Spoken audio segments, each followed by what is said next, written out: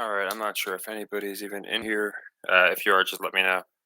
I don't get it. It keeps putting this OBS software up when I do my live streams. Wait a minute.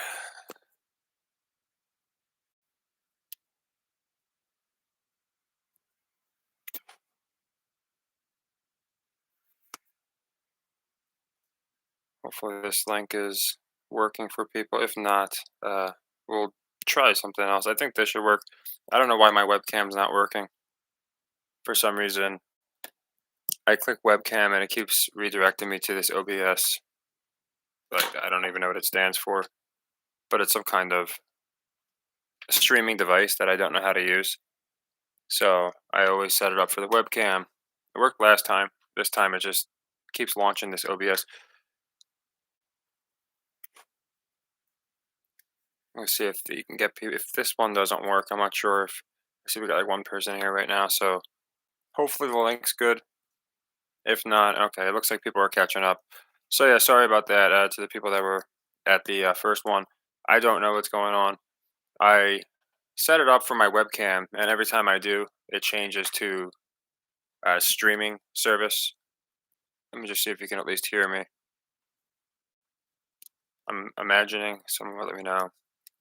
But yeah, I don't know what's going on. Uh, I tried doing the webcam, and then every time I do, it just comes up with OBS. You can okay, Marco, cool.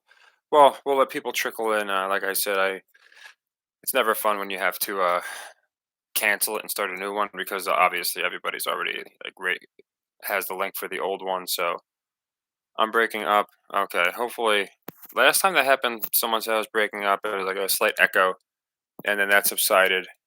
I could see I have a window open, so I'm not sure if that's what might be causing it. It could be this software. I don't even understand how it works, to be honest. I didn't even know I had it on my computer. It just says, "Do you want to use a webcam or streaming service?" So I always do webcam. And when I did it this time, for some reason, we couldn't launch. So I just went with streaming service, and I don't know how to even set up the camera on the OBS.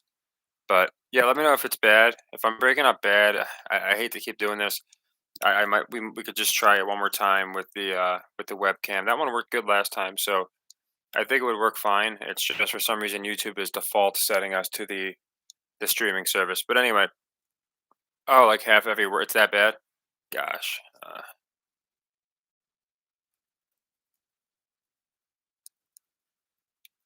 Let me see.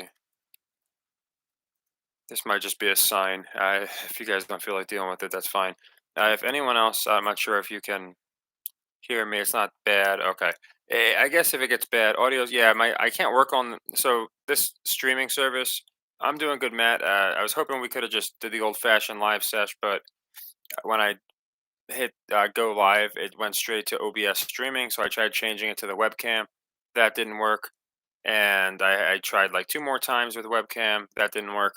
So then I just tried this OBS. I don't know. I didn't even know I had it uh, on my device, but I guess I do. It's the one YouTube keeps using. But anyway, if the audio is good, that's important. I imagine most of you guys are going to be watching the game in the background and such anyway. So that's why I did the poll. I thought it'd be fun too. I personally thought during the game makes sense because I have kind of in the corner where I can just look over and see what's going on as far as okay, cool, Marco. Maybe it was just a little glitch, but yeah, I can kind of see the game as it's going on. I see the show and the Joku to go over 5.5 receptions. It's going to be interesting because between the Dolphins game and this game, according to where the line is set, I would imagine they're going to lean under, but you never know. I have the Dolphins going over despite it looking like a trap. But this game, yeah, I wouldn't be surprised if it was a very low scoring game. I'm glad you guys can all hear me good. That's good. Like I said, last time this happened, not last time. I think it was 2 times ago. This happened. We had to use OBS, which it's good. I mean, it works. I like the webcam better. It feels a little more personable, but I didn't want to make you guys wait 20, 30 minutes while I figured it out because it just wasn't working. But yeah, we're obviously don't have any games in the books yet unless you're on like to buy me a coffee. In which case, we did pretty good so far. We got the Detroit. That was our only leg three in play. Detroit Mercy. Just a stupid game, but it fit the metrics. And yeah, tonight I'm curious people's theories about the Browns. I thought of something because a couple people were saying Brown Steelers, and I thought that was a bore. I'm not changing my pick or anything, but I'll just play along. I do think there's one interesting thing about the Brown Steelers is we can get Mason Rudolph versus Miles Garrett, and they're like all these old tweets Miles Garrett put out are resurfacing. So it would be interesting. I don't think we're going to get it, but it is a narrative for the people that are for Steelers Browns. Mason Rudolph versus Miles Garrett definitely writes itself. As we know, they had their little spat, and apparently some racial epithets were thrown. So it might definitely be a game that the mainstream media, the sports media wants to push. I don't think it's enough, but you never know. Yeah, was that on Discord? If he's going to do the Penguin Shuffle or something. So I saw another. If so, I think he will, and I'll tell you why. I don't think Hill's going to have a bad game. I don't think it would make much sense, but he might not go nuts. And I did see somebody put out a stat that Hill has never gone over 75 yards in the cold. Now, how you I don't know how you define the cold because to some people 40 degrees is cold. To some people it's not cold unless it's below freezing. I think they mean below freezing, but they didn't really specify. But the point is Hill apparently does not do good in the cold. So that should be an interesting narrative that I think they'll push just because it's worth pushing. And then I think that would make sense as far as Waddle doing good. So seven seeds are 0 and 6. Honestly, it kind of makes me feel like they moved to 0 and 7 if we're using the numbers. But it could be an interesting story. The Bills are being portrayed as a very up and down team up until the last couple weeks, but I just think Chiefs, Bills, or even Bills, whoever it could be Bills, Browns. I suppose. I think it's going to be Browns, Ravens, but I just don't think we're going to not get the Bills advancing. It's an understatement, but I wouldn't be surprised. D. It's another one of those things where it's like fluoride, right? People look at it and it's like, oh, get your tinfoil hats. It's so, in my opinion, just very, very just closed-minded to not believe that things because they use weather manipulation to take down. This is what they admit to take down hurricanes in their paths and things of that nature, tornadoes at times. So there's no way it doesn't exist. So just imagine, or a matter of how much it is used, and I think it's used for sure. What's up, Junior? It's good to see you here. It's good to see. Yeah, I haven't. I imagine the game's gonna be pretty crazy. It's only just a little below freezing, so we shouldn't see anything like they're out there playing in the Arctic Circle. But like how I like to push these things, so they could certainly have some fans blowing or something to make it even more ridiculous. Okay, I didn't see that one. It's been 35, 35. That one I didn't see, which is pretty crazy. They love the 35, obviously prime. I I saw the one I think Double P posted about the Browns, and then I saw the one you had posted about the post you put up about Waddle. And yeah, he'll probably do his nice little penguin dance. The penguin waddle, I guess, is what they'll call it. Have they called it yet? Like, is that what it's called? The penguin waddle? Yeah, Vietnam. Yeah, they use it in war. They use it, in the sake they say of. Oh, here we go. They're showing the lions and rams. I swear somebody predicted this. They were going to show side by sides of these teams like years ago and now. And look how fitting it is. We didn't call the Packers. We had those teams winning, but we didn't call. I didn't at least call the Packers Cowboys connection. But it's interesting how they're showing these. There's Hill and there's Mahomes. Yeah, there's Hill on the Chiefs. And I imagine they're going to show the side by side at least 10 times tonight about CJ being so young and Joe being so old. It really is like the WWE nowadays. Oh, thanks, Junior. I appreciate it. I always just try and be myself. I know everybody says that, but like genuinely unfiltered myself. And we have an awesome community. Like, there's every once in a while, of course, you can have people that come in here to call, "Oh, you're a clown," or whatever the case may be. But I'm not exaggerating when I say like 96% of the people that watch the channel are genuinely nice, positive people, even if they don't agree with my take. I faced it like the only toxicity I faced has been directly from other channel creators. It hasn't been from very, very small amount of people have just even the people that troll me, I have very diplomatic conversations with, and they a lot of times they'll wind up coming around and just being normal. And sometimes they're not, sometimes we'll hit like 12 games, we'll miss like one tiny game, and they'll be like, "Oh, you missed," and never focus on the wins. You get those people, but I'd say for the most part, like I can't complain. If you look at some other just people that have channels, they get a lot of flack for stuff, and they're not nobody deserves it. But we do really good, I would say, as far as just having positivity. So I appreciate that, Junior. Yeah, I think it's not about the cold and the playoffs. Just makes sense. It's probably why they schedule the playoffs when they do. It's also, I think a lot of it's politically driven. So just my opinion. Obviously, it's not November, but there's always politics influencing. I think I know a lot of people brought it up how like certain matchups will seem to match up with presidents and things like that. I just can't go that deep into the rabbit hole. I do have an interesting theory for the Browns fans though, because Trump was singing. Yeah, yeah, Jake the Asshole's one of them. Pat Trudner used to do it, and then again, it's like when these guys are getting exhausted or something or getting bored, they start doing this drama stuff. Pat Trudner did it, and then like he went after us for like almost a year straight, making videos, watching our live streams just to talk shit about us, all these different things. And then like he was gone. He was like, "Oh, you know what? I'm tired of waking people up. They're stupid anyway," and left. And then he started like a poker vlog, and then he left. So like I think when these guys really turn to just complete drama, it's mostly because they genuinely don't want to talk about what they're talking about. So they're finding any way they can to segue their channel into something else. The Trump thing, real quick. Trump was singing Flacco's praises like a year and a half ago, and never really connected it. But it's like Trump does not really come out and yeah, Steven, I tried the webcam, it didn't work. I tried it again, it didn't work. So I'm not sure what was going on. I don't know if it's my connection. It's not really storming, but it's a little windier. But I just tried the OBS streaming software, which is a little more compatible, and it worked with the audio. So I figured a lot of people are gonna be watching the game anyway, so it wasn't too big of a deal. But yeah, Trump was singing Flacco's praises and Orange Man. So it is pretty interesting. You got Flacco on the Orange team.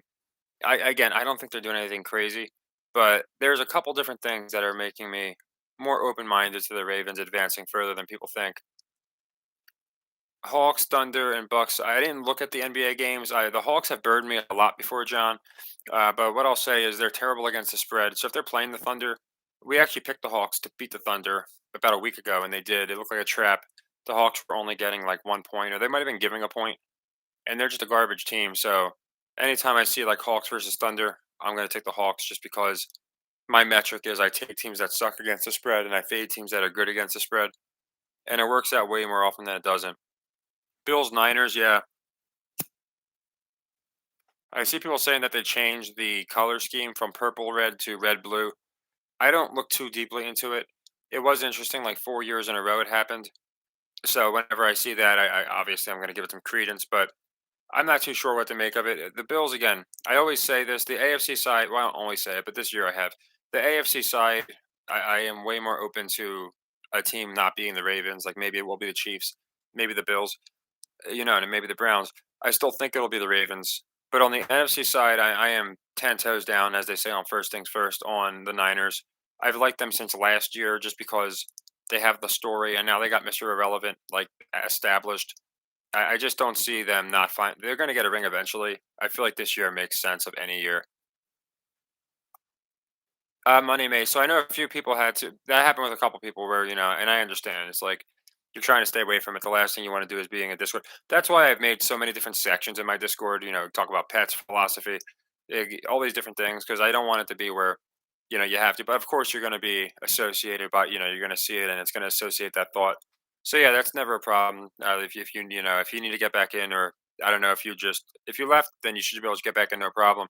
But I can send you a link if you want one at any point. But yeah, I always encourage people like if that's becoming an issue and you're like, I don't want to be playing too many games. That's why ESPN is just vile for what they do. Like you're just cruising through the page. Maybe you're like, okay, I don't feel like doing too. And all you're seeing is, oh, if you had bet, on this guy to get 20 rushing yards and 20 receiving yards, you would have got 12-1. Oh, if you picked this parlay, you would have got 18. And it's so messed up. And then at the bottom, they're like, oh, please gamble responsibly. So they're vile for what they do. The fact that they script these games and then encourage people to gamble on them, and then mock the people after they lose by trolling them with like, "Oh, look at this! This team got clipped at the end," and they'll do like the freaking laughing emoji sometimes. It's pretty vile, to be quite honest. So Packers one, I'm a little more open. So here's the thing: I think we're definitely in my brackets. I have the Cowboys and Eagles winning. But as I always say, and as we're probably going to do later on tonight, probably going into tomorrow, I always look at games, as closely as I can, and I'm always open to reassess. There's a very good chance I think the Packers or the Bucks win. The Bucks line looks like a complete trap. It just to me it looks like a complete trap where 3 points makes no sense. I get the Eagles haven't been looking good. Jalen is supposedly hurt, but it still doesn't make sense to me. And then Packer again, Cowboys. I just think because Cowboys Lions rematch makes so much sense, I would see the Bucks before the Packers. But it's not one that would really screw up the bracket on the NFC side too much. So again, I could see uh, the Packers winning. I just think with the Lions already in there, they're your underdog, so you need some powerhouses. So you're going to have the Niners. I feel like you advance the Cowboys as well. Yeah, Marco, that's a good connection because we could get the same teams that his brother was on, and even if we don't, even if the Ravens go, like you said, both brothers will have gone to the championship, perhaps won it. It depends on what happens, but I feel like there's a lot of commonalities between when we had Niners Ravens before. Just part of the reason I like it again. I see they're doing their little pregame warm ups out there. I see the mascots running around. Oh yeah, no problem, Ed. I appreciate you and everybody else. Like I said, especially this one bearing with me. It really screws it up when you have to start it over because so many people are just like I said.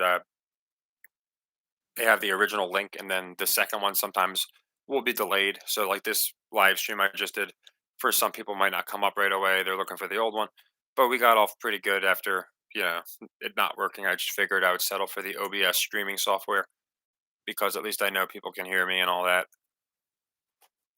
Hawks play. Yeah, oh, that's what it was. Hawks playing the Wizards. I did. I think I wound up staying away from that one.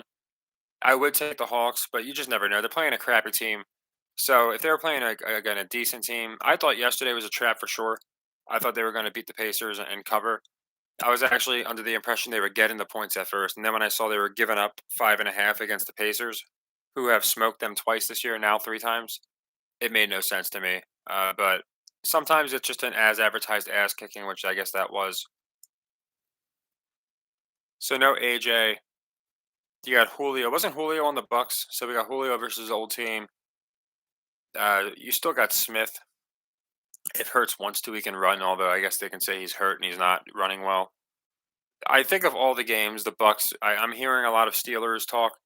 I think of all the games, Bucks upset makes by far the most sense.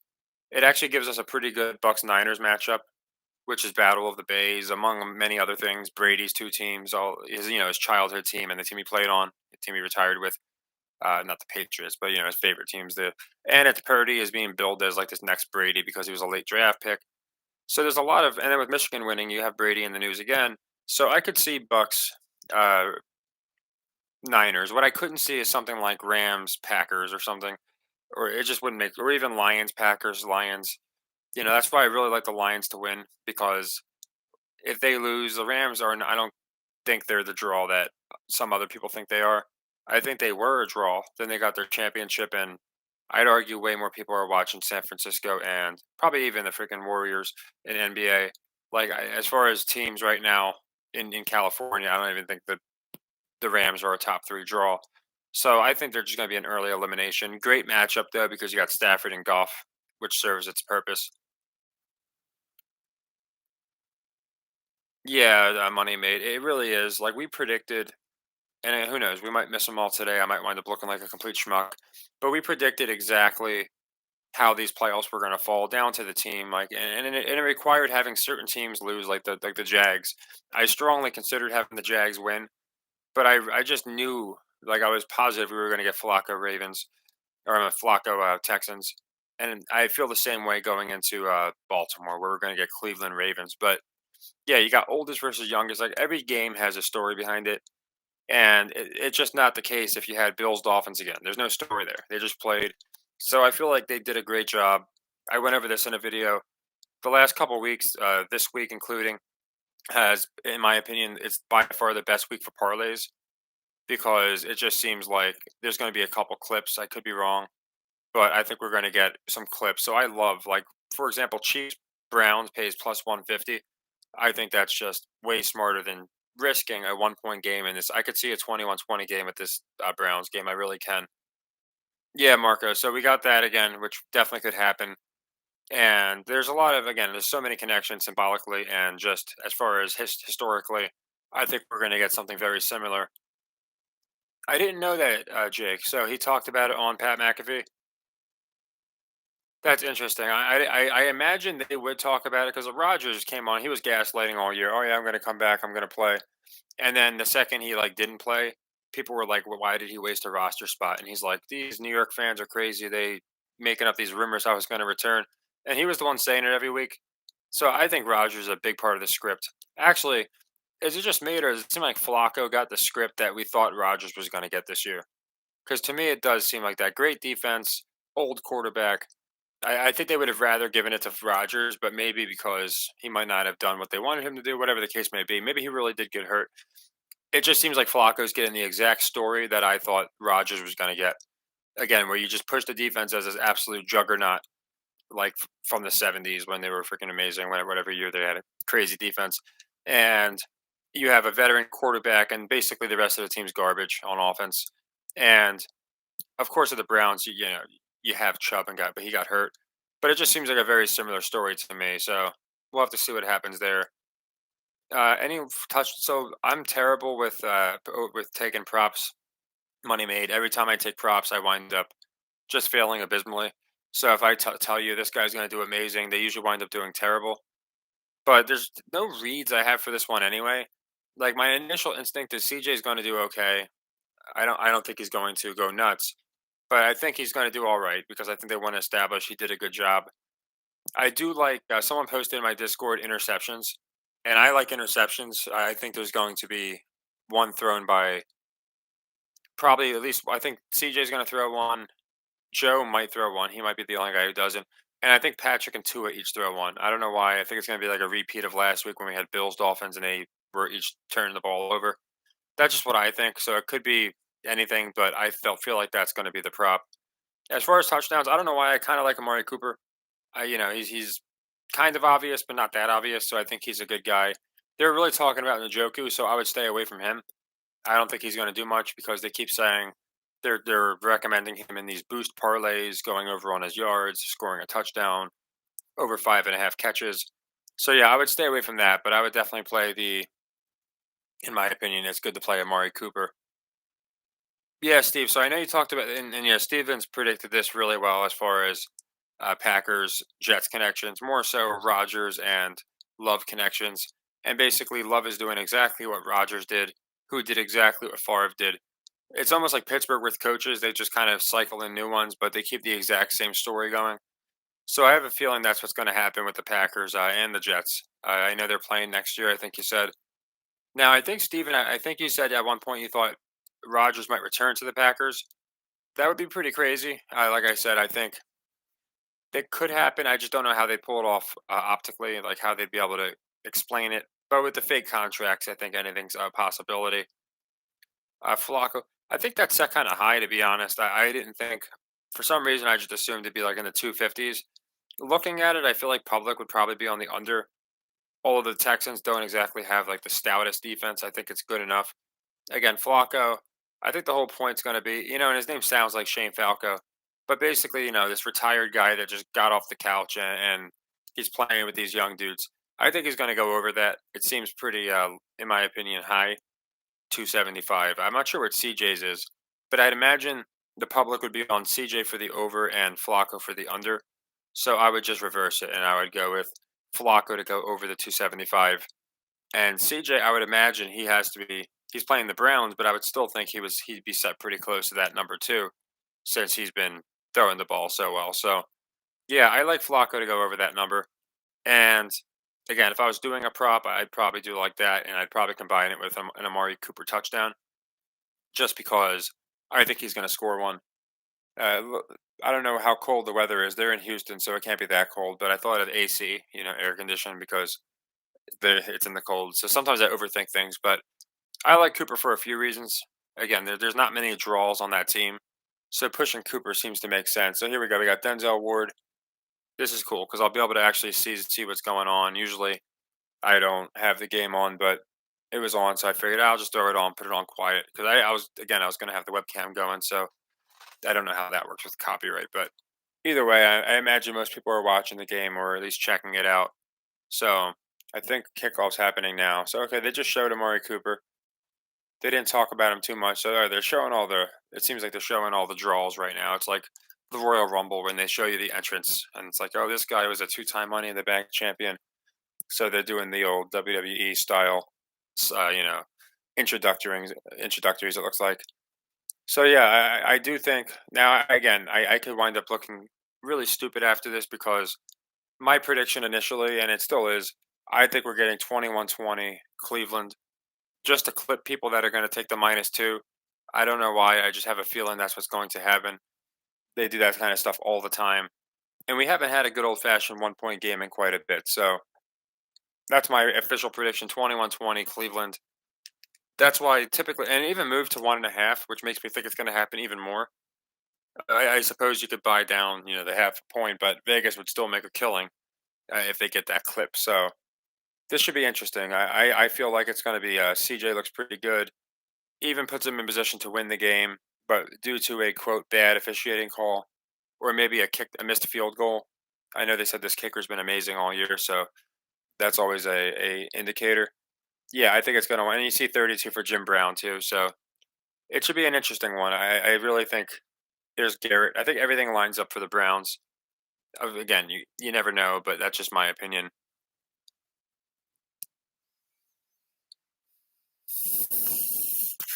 Okay, so yeah, if they lost, yeah, I don't think at this point he would. If he had some kind of like argument with like the coaching staff and there was some kind of turmoil going on, I could see it. But they seem to like Love a lot. That's just my opinion. They seem to really like Love, so Love, I should say. And there's Flacco, and I feel like he's definitely going to get his push. I just noticed Flacco's number's 15. I didn't know that because we just had Jokic win with 15. We just had Mahomes win last year. I'm seeing the number 15 a lot, and it's funny because I hadn't seen it much in prior years. Yeah, I agree, Marco. So it's minus 102, so that could be revealing. Yeah, you would think. Did they say he wouldn't throw a pick, or is that you're just saying he shouldn't? Because yeah, if I would imagine more people would have a young CJ Stroud throwing at least one interception, which would make sense. So the little easy pickup for the Browns here. What's up, Golden Eagle? It's always good to see you. If you tried to join the stream at first and was having issues, it was on my end. I had to restart the whole thing like 3 times, so it wasn't great. But we seem to be good now, rolling now. So hopefully, like I said, it wasn't too much of an inconvenience. But yeah, I just figured it'd be cool to watch it while the game's going on. I know a lot of people are just going to be watching the game, but I know a lot of people also figured it would be cool to watch and just kind of dissect if we're seeing anything unusual. I don't have not to throw one is -130. So yeah, against the greatest defense in the league, Vegas is saying he more likely won't throw an interception. I imagine public's going to be all over the he will throw one, so we might see a fumble or something. But I don't know. I think they're going to make CJ look pretty good. I think at the end, like I said, he might even have like a game quote winning drive that bust because of some reason that isn't his fault. But yeah, it's looking like I always try and watch very early in the game, like even as simple as like how quickly they get the ball to the referee and how quickly they're getting in their huddles. It really helps, I think, with the live over unders. So you can kind of see like, okay, these guys are purposely taking way longer. They're running the play clock down to 10 seconds. Or you notice, okay, they're kind of doing like a stealthy hurry up here where they're running quick plays, getting it, fast pace. It really helps. Another thing that helps is if you watch this and like you'll notice teams get to like the 45 like continuously and then they get stopped. Well, that's a lot of time wasted and then they punt it at the end of it and they're going to pin the other opponent. They call it like a field position game. So when you see that kind of stuff happening at least like twice in a row, it makes me think okay, they're just going to make the under happen. Oh, they locked it on you, and then they don't even have the ball, so that's kind of weird. I feel like they do that all the time. I feel like they lock the lines when you're going to take something. It's happened to me with live matches all the time. I'll try and take they'll lock it up, and then it makes me worried about it. So like, and then they'll open it up with like it's like airplane tickets. If you're searching for airplane tickets, if you go back, they'll up the price of them. They'll actually be higher priced than the last time you checked. I feel like they do that when we're taking live action. They'll lock it and then give us worse odds when they bring it back. And yeah, thanks, Russian bot. It just seems like that happens all the time.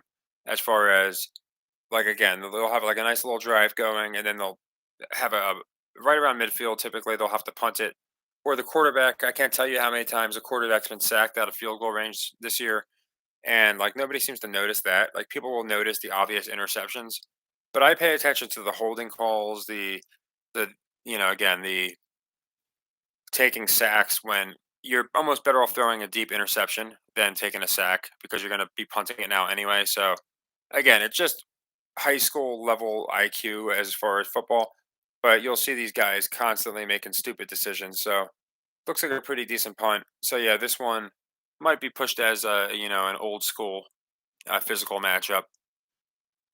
Flacco's 5-0 in the wild card, 4-0 on the road, 6-0 first games of the season. Yeah, so it's looking good.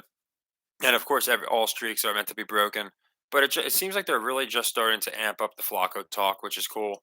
They were talking about all these other guys, and then out of nowhere, where they're like, "Oh man, this Flacco, did you know he's twice as old as CJ?" and all these different things.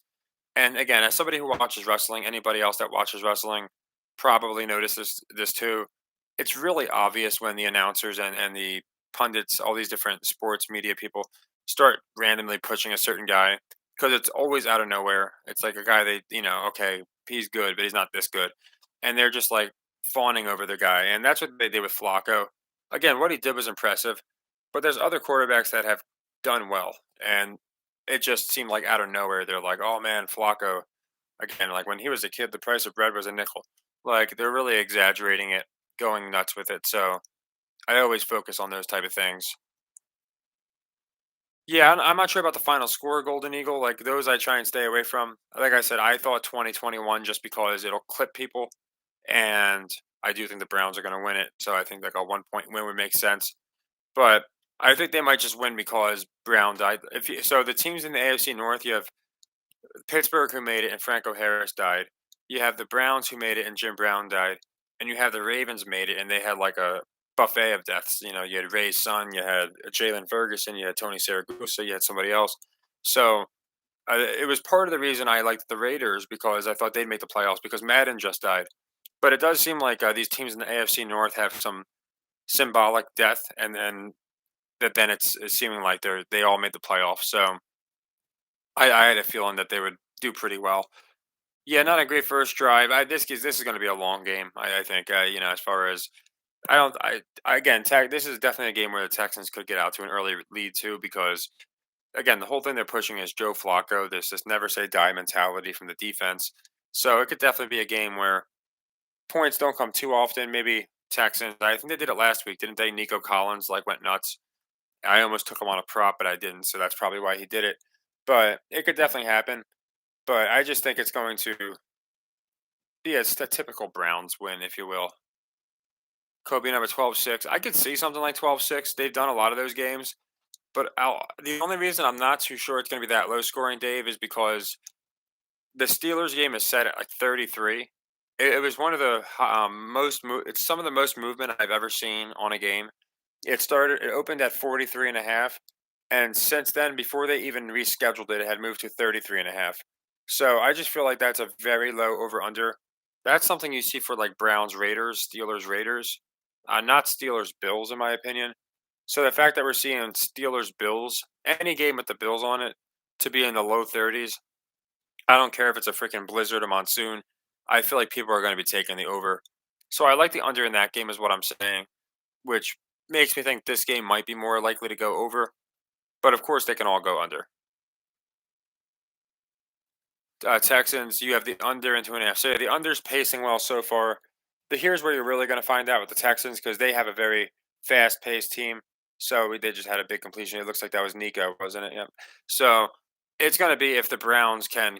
Again, we'll see if we get those sacks when it's like third and important and they're in field goal range, or if Miles Garrett comes through, or what they're going to do with the Texans. If the Texans play a pretty slow pace, or they're just not picking up yards like they just did, I think it's going to be very tough for this game to go over. So that's probably a good play, the 43 and a half. And then also, oh, you got them with 2.5. Yeah, well, according to my prediction, you're going to get it. It's a close call. I'd rather have the Browns money line, but obviously you're going for some value. So I think it's going to be a close game. So it would have been nice to get the three. But like I said before, it seems like two is the new three. So like a 2 point spread is what like a 3 point spread used to be. Chiefs game. So if the Texans win, if I'm not mistaken, the seeding wouldn't change too much, right? Because the Chiefs are still a three seed, and well, the Bills are a yeah, the Bills and Chiefs, I believe, are both higher than the Texans as far as seeding. I could be wrong. I honestly keep mixing up the seeding, but not too much would change it, to be honest. Like because if the Texans do win, then I just feel like we're even less likely to get the Chiefs bumped out. So I really like that slew of picks either way because I feel like if the Browns win, it matches up what I went over in my brackets, which seems like a perfect matchup. But if the Browns don't win, the Texans are a nice story. But I think you got to put them against a team like Kansas City or a team like Buffalo. And I think it would be Buffalo next week. So not much is really going to change my. That's why I like these games because they are somewhat contingent on each other, but not too much. Flacco was the first MVP of the Black Bubble. I forgot about that. See, like I feel like a lot of people forgot about some of the stuff Flacco did. I remember obviously that they won the game. I just didn't remember how uh, instrumental he was in the game. I didn't realize, like, I barely remember the game. I just remember, oh man, that's two drops for the Texans. So maybe they're trying to push the weather. Oh, we're gonna get a flag. So whenever this kind of stuff happens, I always wonder if he was supposed to catch the ball. So the referees are coming in to save the day because a lot of times, like, I did not see that flag when the play started. Maybe it did, but it's very interesting. You'll see it very often where you'll have flags thrown. Let's see if they threw it early. I'm looking for it. I don't see a flag yet. You notice they never show where the flag is thrown on a lot of these. They'll just show the flag and then they zoom away at the very end before we could see them. So yeah, that's pretty interesting. I didn't see the flag until after the drop. And when I see that kind of stuff, it makes me really think. Again, it's not the referees deciding games. They're there to make sure that the games go as scripted. Texans money line, yeah, it's probably a safe play. Again, the Browns probably aren't going to come out going nuts scoring. They're the number one defense, so I feel like it's just going to be tend to be on the lower scoring side of things, and Browns win a very close one. Chiefs are the three seed. Okay, so Ravens are going to play. So unless somehow like the Steelers won and the Ravens would play them, the Ravens will probably play. I have the Dolphins losing though. So again, I got Ravens Browns, pretty simple, and I got I think it's Chiefs Bills, and I think that's like the nicest matchup. It just seems to be a good matchup, and I always look at it if it's real or fake, and I feel like if it's real or fake, either way, both of those picks make sense. So two was I think no, that wasn't a three and out, but I think they each got a first down and then went three and out. So and yeah, we're playing the pin game. So again, I look when I look for this, I always look for the time, and it looks like they might be playing for the under, but you never know. I don't think he's going to get more than Brady. No, I know a few people have him going to the AFC Championship. I know some people have him going. According to ESPN, most of the handle is on the Browns, so they got 30% of the entire handle. And again, you have to take what they say with a grain of salt. They could be doing some Jedi mind tricks, but I do tend to believe a lot of their handles because again, saying there's money on the Browns, I don't know what that would do. Like I guess it would get the public to think, oh, maybe the Browns are going to do something. But since we know it's scripted, they could literally just be saying it so people look at the handle and do the opposite. It's so hard to tell these days. That's going to be one of the issues too, is because if you watch their article, I did a video on their article where they talked about, oh, we're going to get Stafford versus Golf. Let's look at them 10 years ago. Every third comment was good script, good job NFL rating team. Another scripted one, good job Goodell. It was like not far and few between. It was literally like a 50-50 divide between whether it was scripted or not. So they have to know this stuff is happening. So I take their handles and their supposed handles with a grain of salt, just like I always do with Vegas Insider. They always seem to have some pretty purposely misleading numbers. But yeah, I think they know, and that's why they'll tell us certain teams are getting a handle. Yeah, pillar so I'll get nervous during games because I'll be like, oh, they're showing this or this is happening, and you can go nuts with it both ways. I just try and simplify it as much as possible. CJ's already got a crazy push. A win would be nice, but you already got Detroit kind of doing that on the other side. And Cleveland's doing it really. I mean, Cleveland is a much bigger underdog story if you're looking at franchises that have just failed for the last several decades. So I think the Browns is a really good, and that's why I like the fact that the Browns and Lions are getting decent numbers because like -3, -1.5, because I do think that they're as close to locks as we're going to get. But they definitely love CJ, so I get that. I just don't think we're done with the Browns yet. Oh yeah, no problem, Jake. Like I said, so much, and you've been following for such a long time. So much of it is just, in my opinion, WWE booking.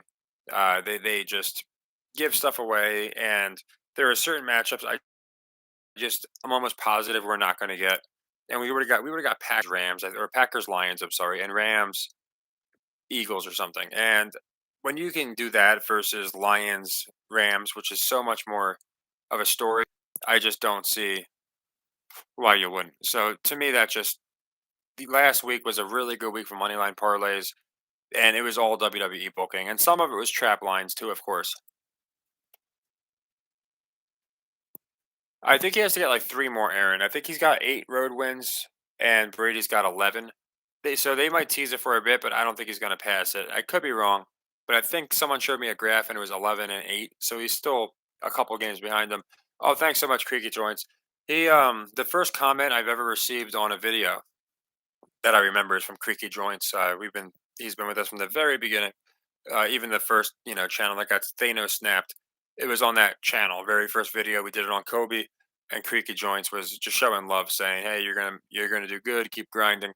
So I appreciate everything you've ever done. It's so much. Obviously, I appreciate they've made it where now we can monetize. So I was shocked they allowed that, but I always appreciate the support, man. If you support it on like every platform we have, and it really does mean the world because again, we've had a lot of obstacles, so it's nice that we're able to just kind of do what we wanted to do and not have to deal with the obstacles now. There's still a few obstacles, but nothing crazy. Like there's nothing like that I can see like last time when it was just ridiculous. On Christmas we hit 1,000. It just Thanos snapped us, no reason. This time I was a little more careful with things, so we did a good job. Oh, we can celebrate this. Let me see what I just. There we go. I think that's a live celebration. I guess. Hold on. I don't know. I guess that was it. I don't know. I hope I did it right. But anyway, thanks, Creaky. I do appreciate it. Road playoff wins, Russian bot. I think he needs a few more. So yeah, we're seeing a lot of good defense in this game. So it looks like again we're gonna get I think we're gonna get a low, like 1 point game.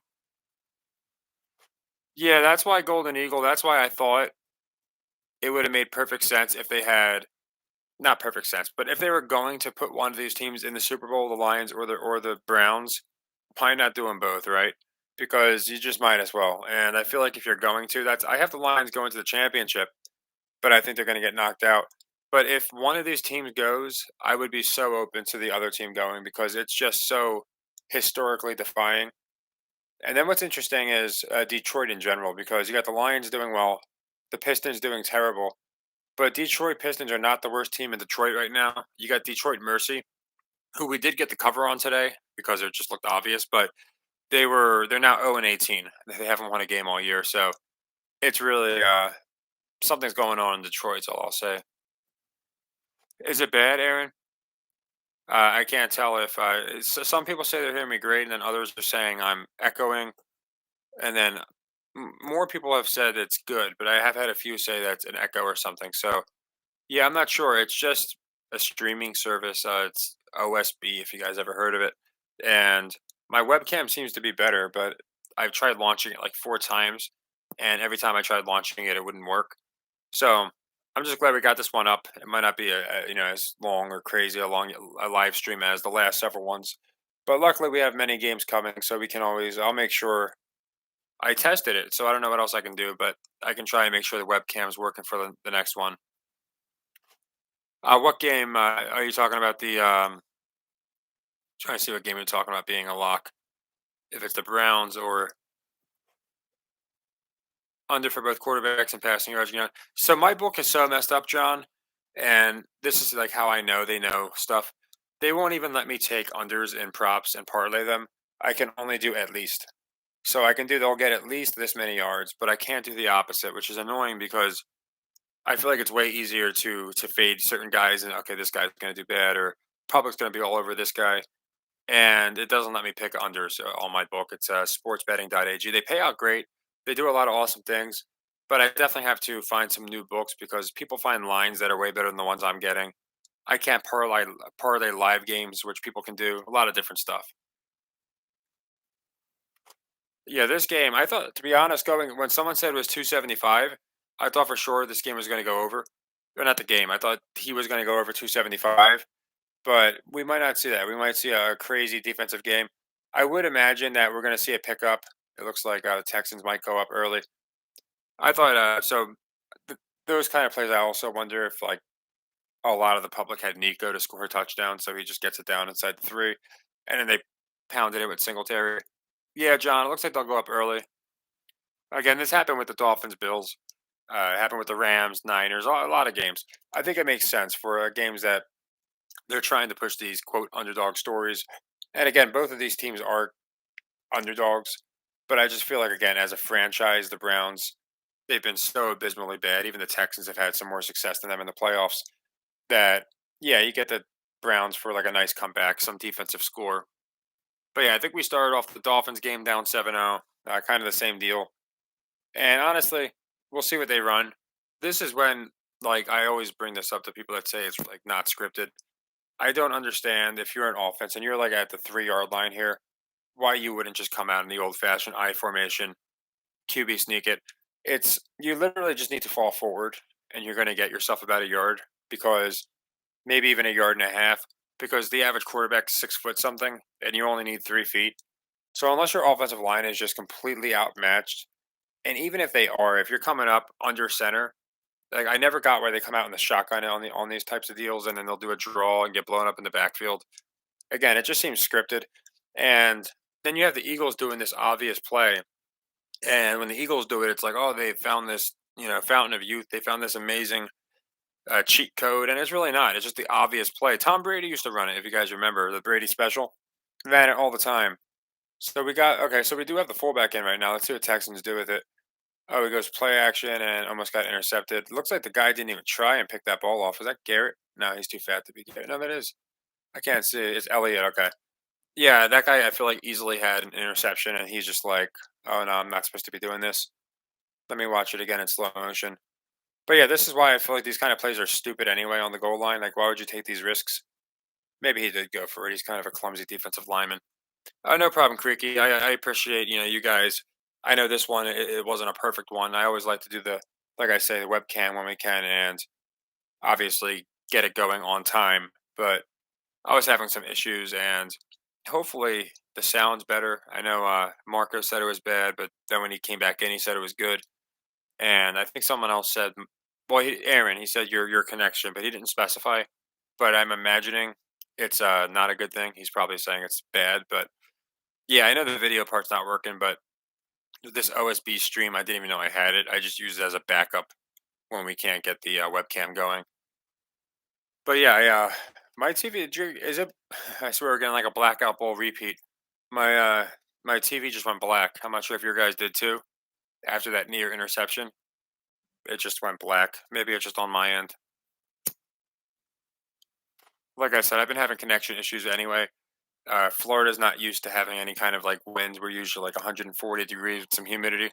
So I think anytime it drops below like 50, we start having like I don't know, our equipment starts getting like frostbite or something because there's like no storm going on, just a little bit windy. So I'm hoping the connection's good. But yeah, my TV's still black, so you guys are gonna have to fill me in on what happens as far as the Bills here. I wanted to go into a couple other things because obviously we got the Chiefs coming up. I'm not sure where you guys are on that. I personally think again, I think the Chiefs are gonna do it. It seems like another win no cover type deal though, especially with how bad the Dolphins have been looking. I think that Chiefs money line. I had gone into just parlaying it with this game, and now you'll probably get better odds because the Browns are probably going to be getting plus odds. But yeah, I think the Chiefs money line's a great one. If you think the Dolphins win makes sense, you can let me know why. I haven't seen too many people present compelling arguments for the Dolphins. I think most people agree that they're not going to do too much. we could get the Dolphins Ravens rematch, but the last, in my opinion, it's like a shitty movie. The last one left little to be desired, so I don't know why they would just do that one again. But you never know. And then the NFC side just seems way more cut and dry as far as can't see the Lions losing. But I am gonna go into the Bucks. I'll probably just do it in my football video later tonight because I like to go into exact unit amounts. But it's just starting to look more and more like a trap to me. And the Eagles are starting to look more and more expendable, where I don't think they're going to do much in the playoffs anyway. The only reason I had them getting in was because they could rematch the Niners, but I mean, let's be honest, we don't need a rematch with those two teams. So, yeah, I think the Lions Cowboys rematch makes sense because the Lions, quote, got screwed. So, yeah, it'll be interesting. I'm curious to see what, you guys think on the Chiefs on these different teams. But it'll be, in my opinion, great. So now CJ's. So this is the thing about Brady, Pillar. It's like they've done this with like four quarterbacks now. I try and look at who they actually play like, not who they play like physically, but who they get pushed like. So Purdy was the getting the Brady treatment, and then people forget Mahomes is the next Brady, as far as he's the next face of the league, who's going to win the most Super Bowls of his era. So I think Mahomes already is the next Brady. So then it's like, okay, who is CJ the next? And I think you have to look at quarterbacks that were like Brady, whether it's Rivers. He'll probably be. I think he'll be more successful than Rivers. You look at Josh Allen. I feel like he's like Peyton. He doesn't play like Peyton, but I think he's going to have the same amount of wins, take his team deep, always be a threat, always be a top five, just never get it done. Like Trevor Lawrence seems like actually Herbert seems like the next Rivers, which is fitting, I guess. Some teams just draft their next, I feel like, kind of like the Packers did. That'll be interesting, Steven, if we do get an injured Dak. I didn't see anything like I remember they were all wearing their NFC championship hats and NFC East championship hats, and he wasn't wearing his. He's like, I want something, I want more.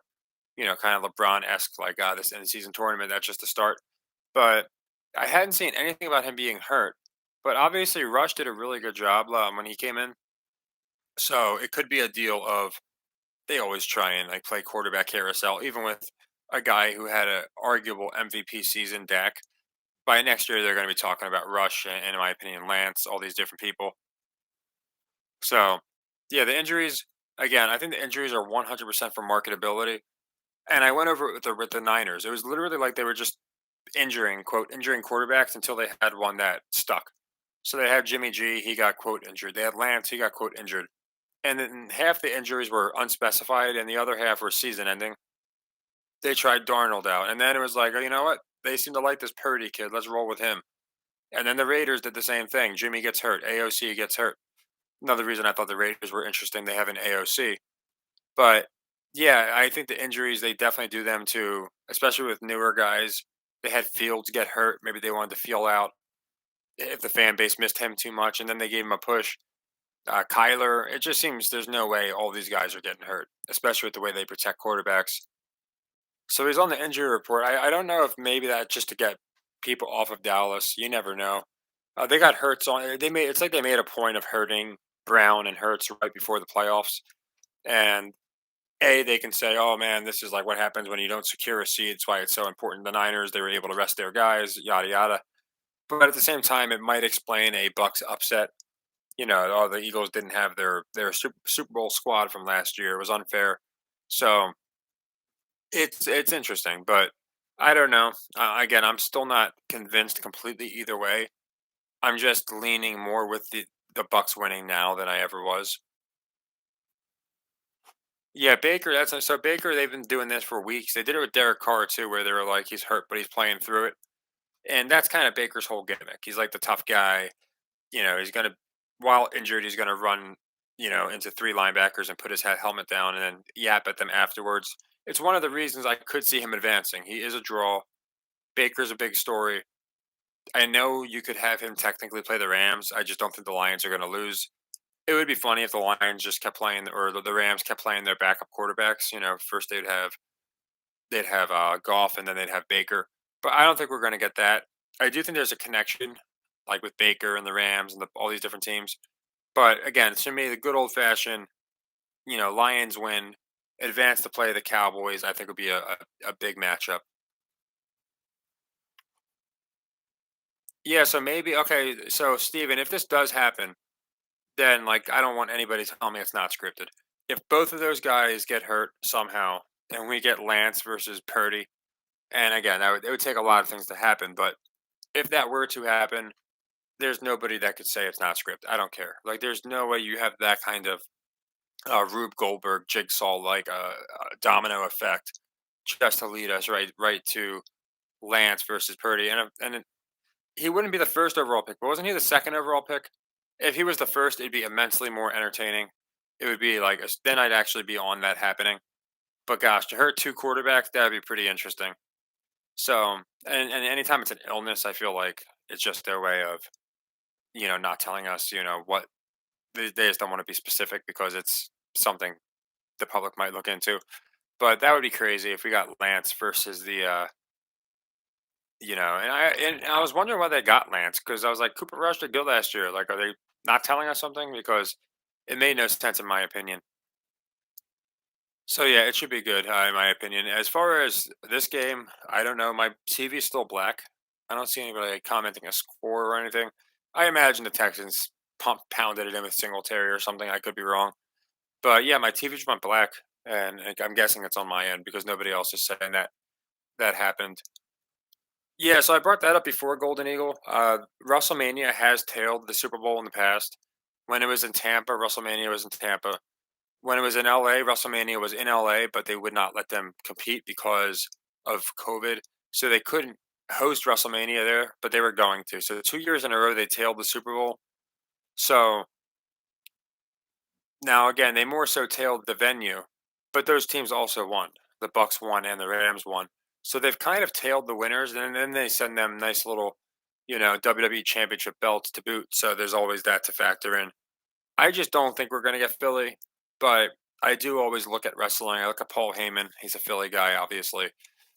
But there's actually more connections with, if you look at the champions with San Francisco, I think Roman's from Florida, but like the Usos of San Francisco, and Roman reps San Francisco because he lived there a long time. And there actually is a Samoan guy on the San Francisco team. And I went into this a million times. The Samoan bloodline, like whether it's in football, whether it's in wrestling, The Rock's come out and said it. Like, if you're Samoan, we're all a big family. Like, basically, anyone that's Samoan's related. That's just like what The Rock says, and a lot of Roman Reigns has said it. So I do look at the Samoan connection. I thought of Tua, obviously, and the Niners kind of make sense in my opinion. Second and goal, Browns down. Okay, down 3-0. Oh, so it's 3-0 and it's second and goal. Are the Browns on the goal line, I presume, or was it a turnover? Oh, Hunt. They got Hunt back. Yeah, I had thought about that because obviously he was on. I mean, if it's Kareem, right? Didn't he signed with the Browns when Chubb went down? So Kareem Hunt played for the Chiefs, so we might be able to get that matchup, which again kind of pushes the whole Mahomes versus the world thing. Here's all these weapons for these other teams that my score might it could happen. We need a field goal for the Texans, right? And then they each need two more touchdowns. So it seems like my score is pacing. Let's see if it happens or not. But I just feel like it's going to be a clip because now again a field goal makes it a 1 point game. So I don't know. It just screams like we're going to get a 1 point game in my opinion. I could be wrong, but with these games, it seems like they clip the people way more, especially inside of 3 points. It used to be 3.5, and everyone bought down to three. They were safe. That's not the case anymore. Teams are going for two when they shouldn't, and there's or missed extra points, all these different things, and it winds up being like a 1 point game. But that's good to see. Anyone that jumped on the Browns down, I would imagine they were probably getting the best odds when it was first and goal from the four, right? Because at that point, they're getting a field goal. Do you think they'll like hit Houston, Kansas City, Thunder, Hawks, and Milwaukee? So Hawks should definitely hit. I mean, I think they'll cover just because they suck at covering the spreads. You never know because the Wizards are so bad, but I do like that one. I don't know who the Thunder are. Oh yeah, Thunder. I love the Thunder because there's no way the Magic don't cover. 11.5 is what I saw it at, and I just feel like that's way too many points. Public should be all over Orlando, so I love the Thunder. Kansas City, I like them, and yeah, I think that's a good one. The only one I'm not sure on is Milwaukee. If you could let me know who they're playing and what the spread is. I don't think I officially played that game, Steven, are you talking about the 1 point game? Because yeah, I feel like we might be onto something there. It just seems like we're gonna get like a 1 point cover. Of course, anything can happen. Yeah, the 2 point. Yeah, they changed the 2 point conversion rule, and I think it was on purpose. So now you look at Campbell. You know that whole game without him going for the 2 points. There's absolutely no controversy because there's no penalty, there's no problem. But yeah, the 2 point conversion I think is just a way for them to shave points, make it more interesting, sure. But it's just a really bad like this the way coaches are going for it. It's so haphazard. It makes no sense. I'm waiting for it to backfire tremendously, which it has already a couple times. But yeah, they've definitely I think added the 2 point conversion because again, it's a very easy way to shave points, shave a spread. 27-26. Oh, I didn't know it was that close. So they would even it right up. Yeah, it's like flipping a coin. It's why sometimes when like 2 years in a row, we had two Western. I think the West won 2 years in a row, right? The Warriors and the Nuggets. That's why I like the Celtics a little more this year than I would normally. Sure, they could do it several years in a row. I mean, goodness, we've had three peats from the same team, but it does seem like they'd like to balance it out a little bit. Yeah, Steven, I think a 1 point win. Honestly, I'm going to be annoyed if I didn't pick it because, like, I should have just taken. They'll win by 1 point. It paid like 12-1, but I had so many units in action today, as you know. We did a ton of college on like anyone that follows the memberships. We had like 20 something units in play with college. Last I checked, it was looking good because we got Detroit Mercy cover and we got the Wofford under. But there's still a ton. We still have. If you're watching, I think if I don't know if the game started yet.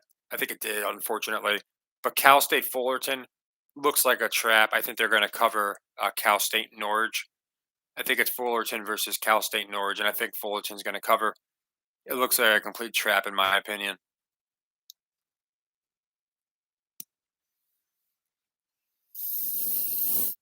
Are you talking about WrestleMania, Golden Eagle? I feel like they. So I wasn't watching wrestling like I do now when Kobe died or when Kobe escaped, whatever happened, whatever you think happened, uh, because it just wasn't that good. Wrestling, I feel like now is better than it's been in a very long time due to booking changes and things of that nature. Wrestlers just really fun. A bunch of good wrestlers finding their own and really hitting their stride. But I don't remember them really talking about Kobe too much, which is always disappointing. But they might have. Like I said, I wasn't really watching it weekly when that happened. But he might get a tribute. The NBA definitely they do them throughout over time. Again, if you look at some of the people that have died, Bob Barker got more. And I'm not saying there's anything wrong with Bob Barker, but Bob Barker got more love than Kobe Bryant, and Kobe did so much more. Yes, Bob Barker lit up the living rooms for so many generations of people, and he was a great guy. But same with Alex Trebek. They got so much love, and Kobe was just like he didn't get nearly as much love from the sports media than these guys got from the regular media. So something's up with Kobe. There's no way. Like if it was Michael Jordan, they'd still be talking about it like daily, and how it's the most somber thing that could have happened. But Kobe, I think I noticed it. It was actually what inspired me to launch my channel. Like when they did the whole funeral, I'm like, this makes no sense. Like they're not even talking about it. They waited like a week to give him this shitty, like 2 hour, seemed like just like a wedding speech. Michael Jordan's speech was all right. He did the old crying meme. I thought the only guy that actually cut a genuine from the heart story was his best friend, like the GM of the Lakers, like Rick Pazayak, whatever that guy's name is. He seemed like the only guy that seemed distraught. The rest of them just felt like they were there, as Marshawn Lynch would say, so they didn't get fined. Like it was a very surreal, eerie. I'm looking for a better word. I would say disturbing, almost tribute, if you will. A very in my opinion, thrown together, and they just don't bring it. They'll say, "Oh, we're tributing Kobe with this new video game, so they can get some sales on stuff."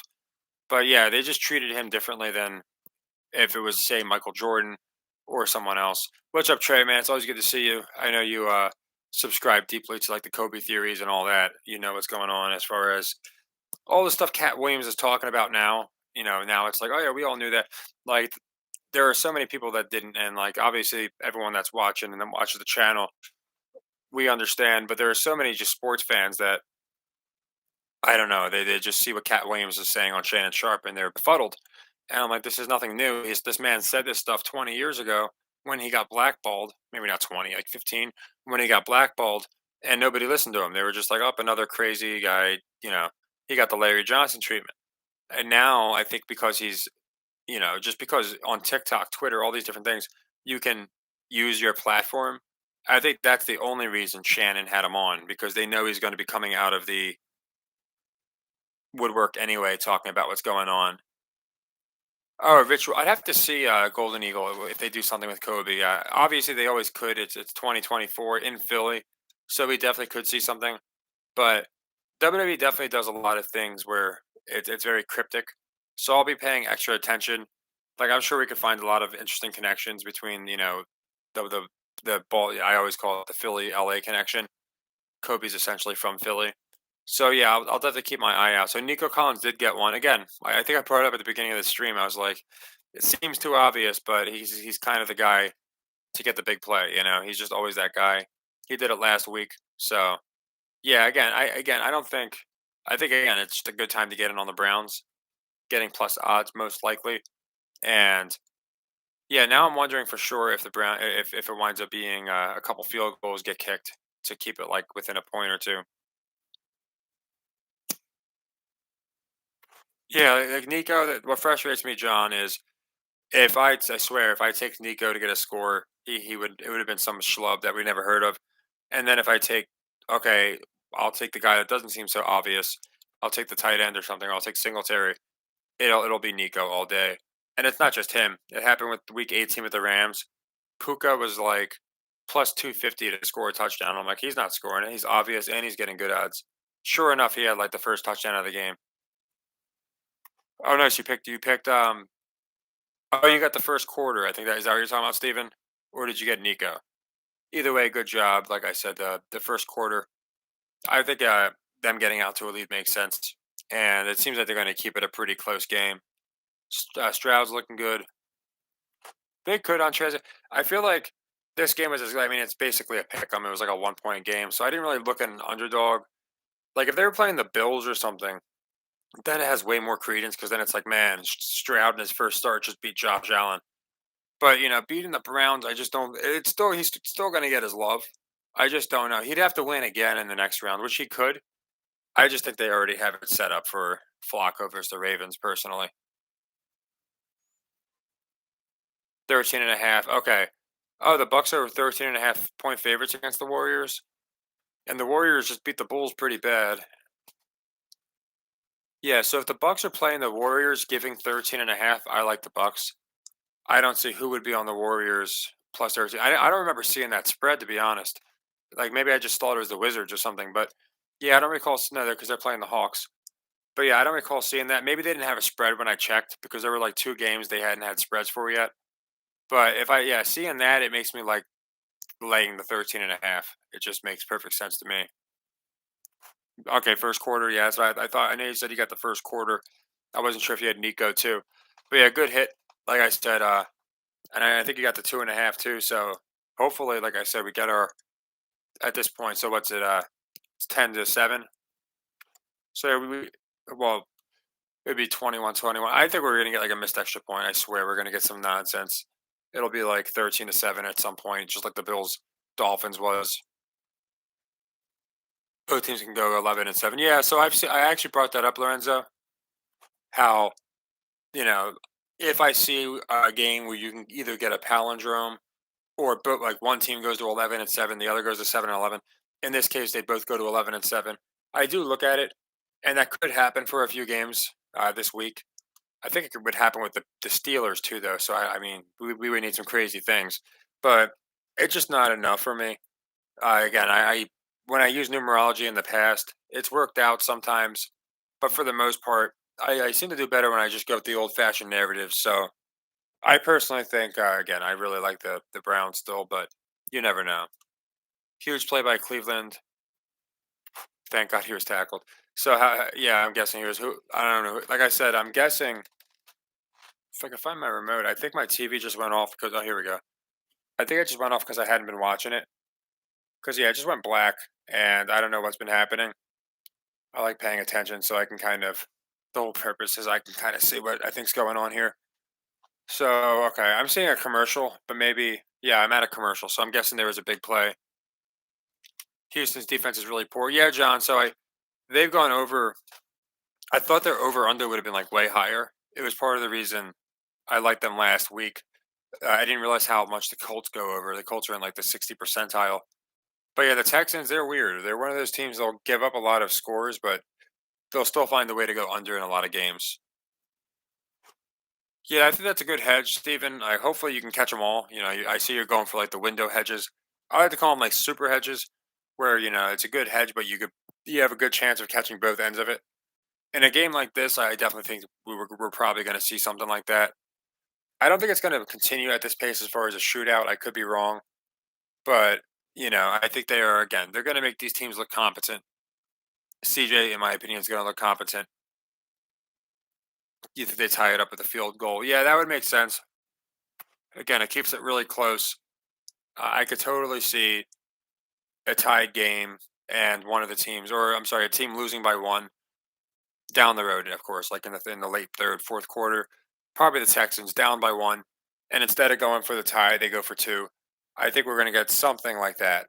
So we'll have to see what happens.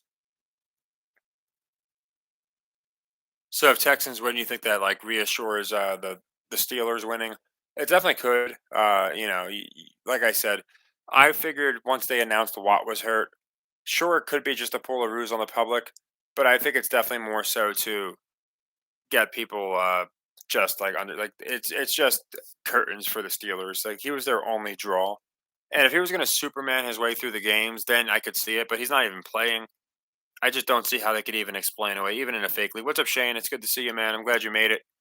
As people are new people are coming in, I bring up if you went to the old stream, then I sorry it wasn't working, so I had to just kind of work with this at the last minute. So this seems to be working, which is nice.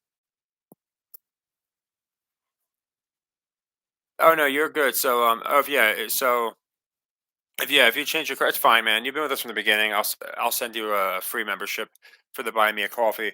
And if for the Patreon too, I can't send free memberships, so that kind of threw things off. Because I figured, all right, anyone that's on Buy Me a Coffee, I'll just send a free Patreon membership. But you can't send it on Patreon, which I didn't know. So a lot of people are just switching over. But yeah, anyone that's on Buy Me a Coffee, if you change your card, don't worry, man. You've shown more than enough love. I'll just send you a free membership. Hopefully you got today's plays. We had a bunch of well, I don't know. I don't want to say hopefully before the day finishes. It might have been a bad day, but we had like 20 units in play for college. Uh, Detroit Mercy came through. That was our biggest one. But I also have CS Fullerton, so we'll have to see how they finish because I think they're in play. Yeah, Texans. So, all right, Lorenzo, we kind of yeah, we're looking at it the same way, just different teams. You're like, if this team wins, then this team has to win for these matchups to make sense.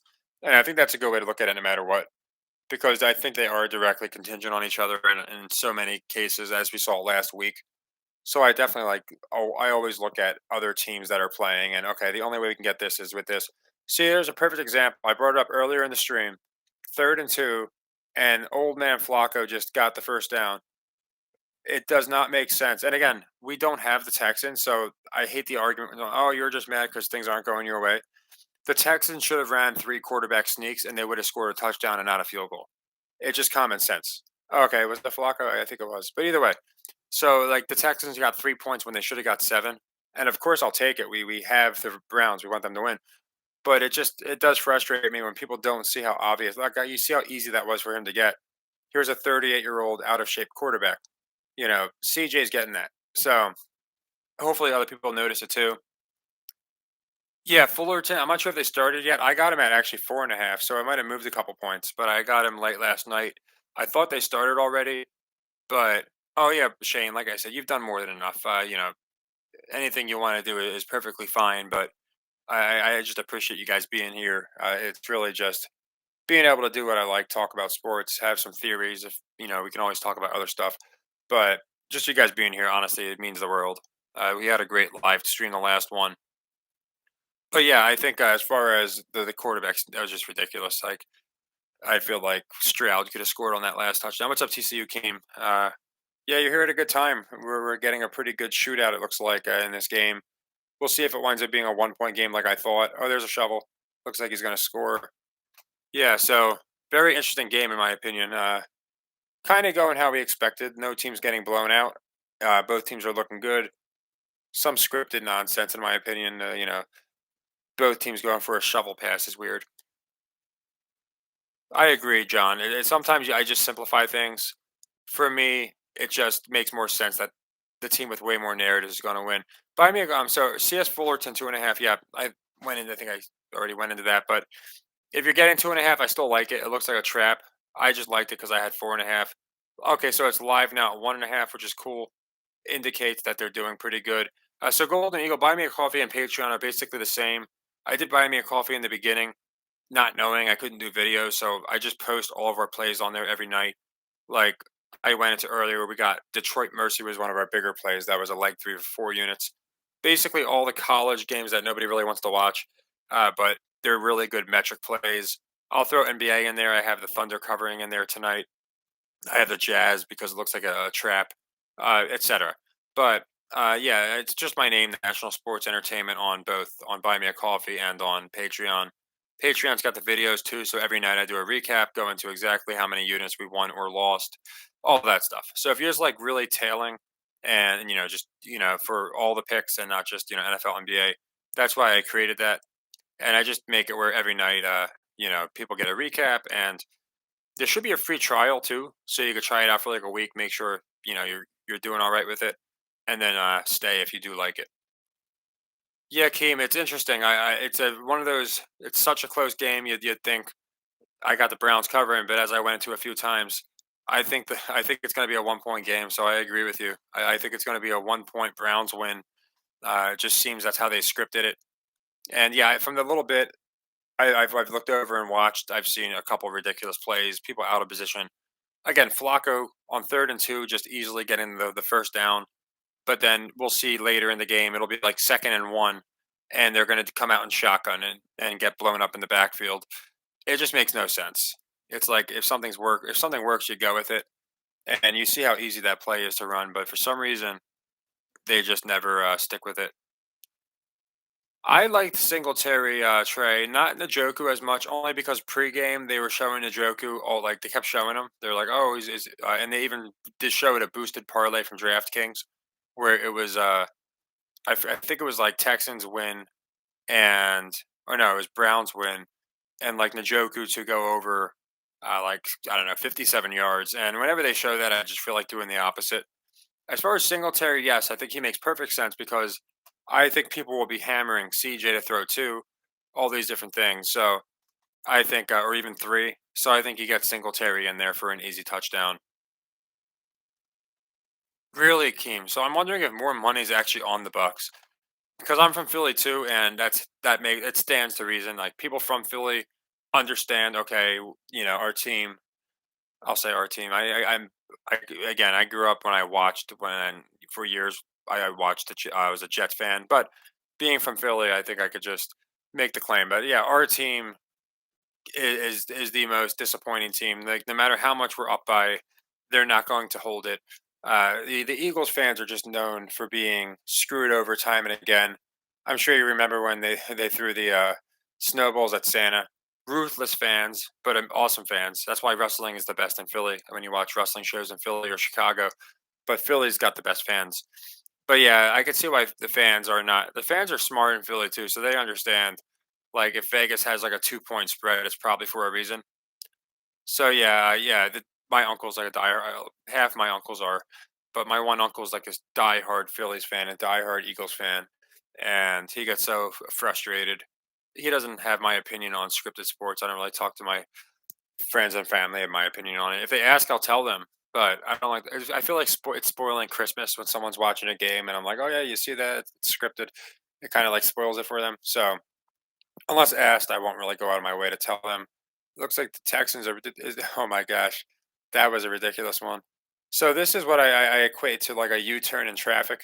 Have you ever been driving and a car pulls in front of you and you pull a U-turn and get behind the guy and continue driving? That's what that linebacker just did on that ridiculous touchdown. He had him dead to rights, and you'll see. they're very careful with the cameras. They don't want to show too much of this of the nonsense. But you'll see him have a nice little angle, and then this he decides instead he's going to get behind him and get into a foot race here, and it just makes no sense. So here we go. Here's the angle. He's got it, and then yeah, he just gets right behind him, and he's just chasing him now from behind. And you see it all the time. They run themselves out of the play. They do it all the time, though. It's definitely not the only example. But yeah, this game's going way over what I thought it would be. I thought it would be, probably in like the 40s. This game looks like it pays in for the mid 50s. But yeah, that was a pretty comical touchdown. Yeah, Devonta Smith. I could see him again. He seems like an obvious guy.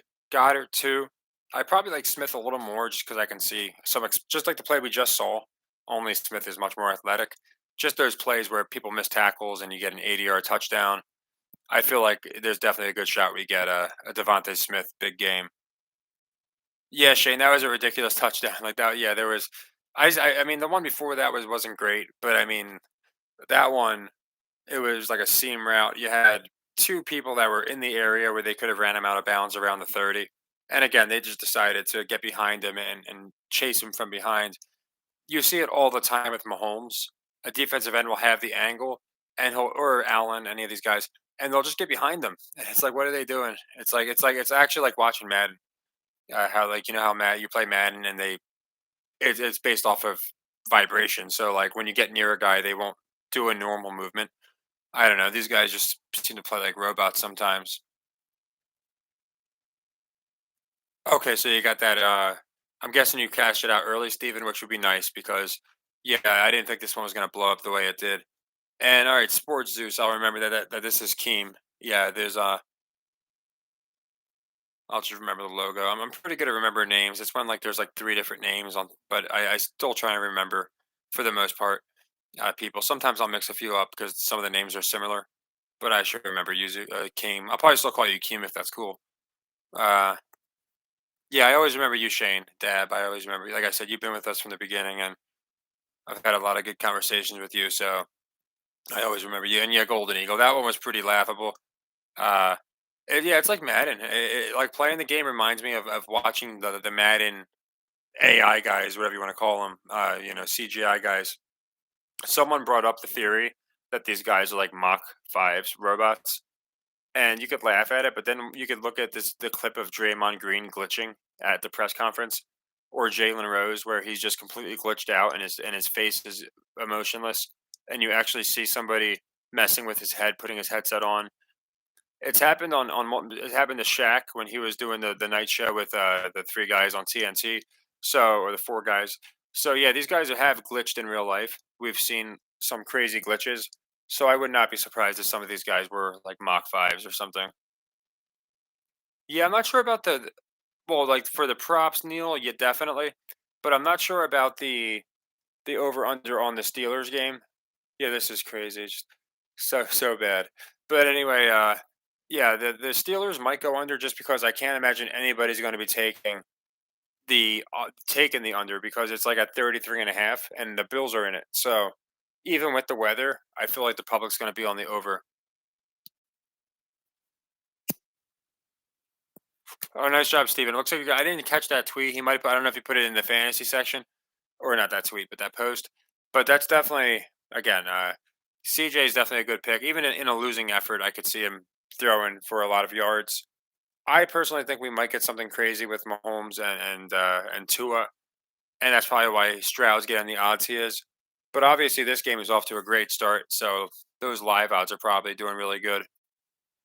Yeah, Lorenzo, his mouth is wide open, and there's something I noticed like that makes me think even more so that he's like a robot.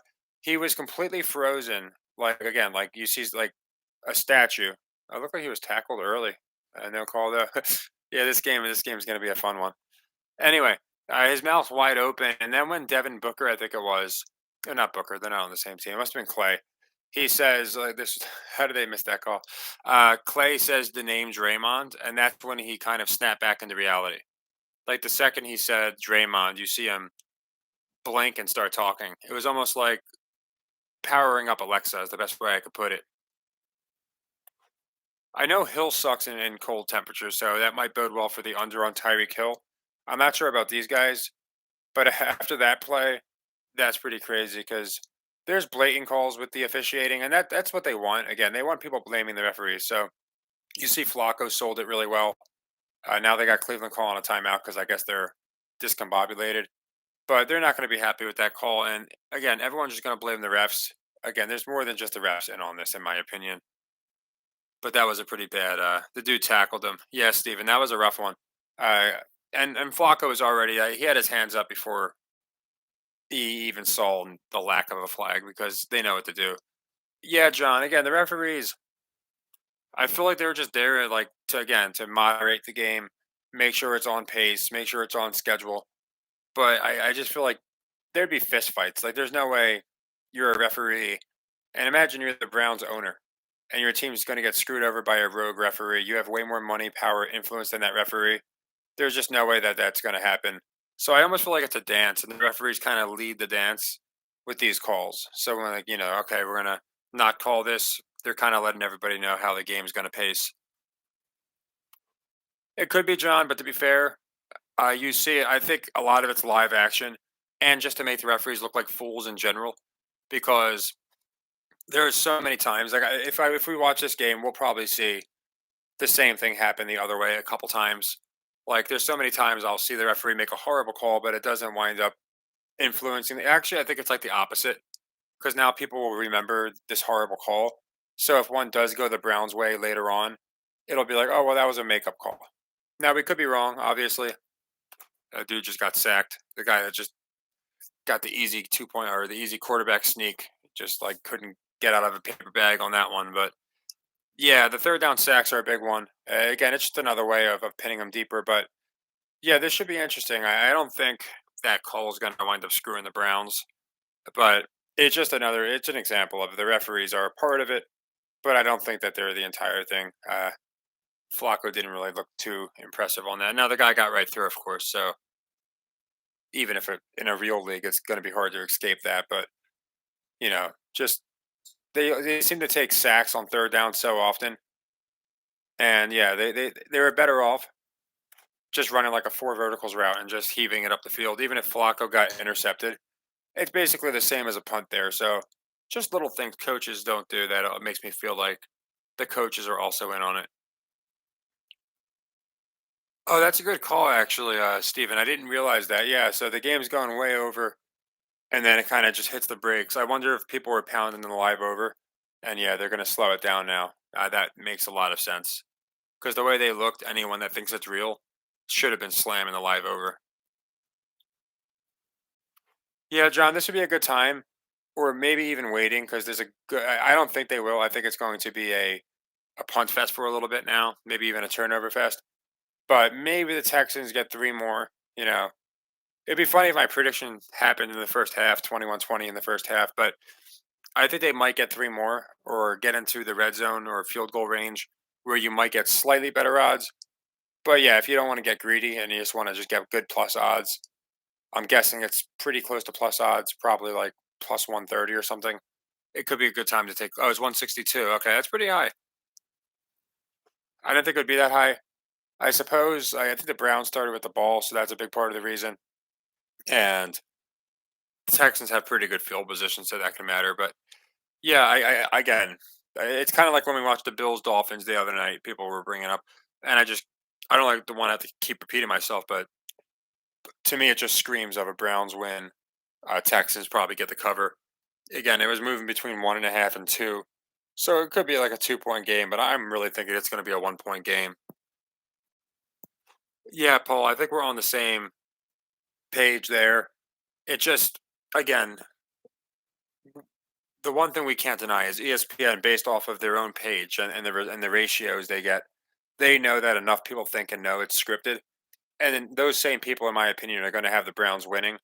So I think having the Texans cover just makes perfect sense because, again, if someone's on Cleveland, they're most definitely going to be on them minus 1.5.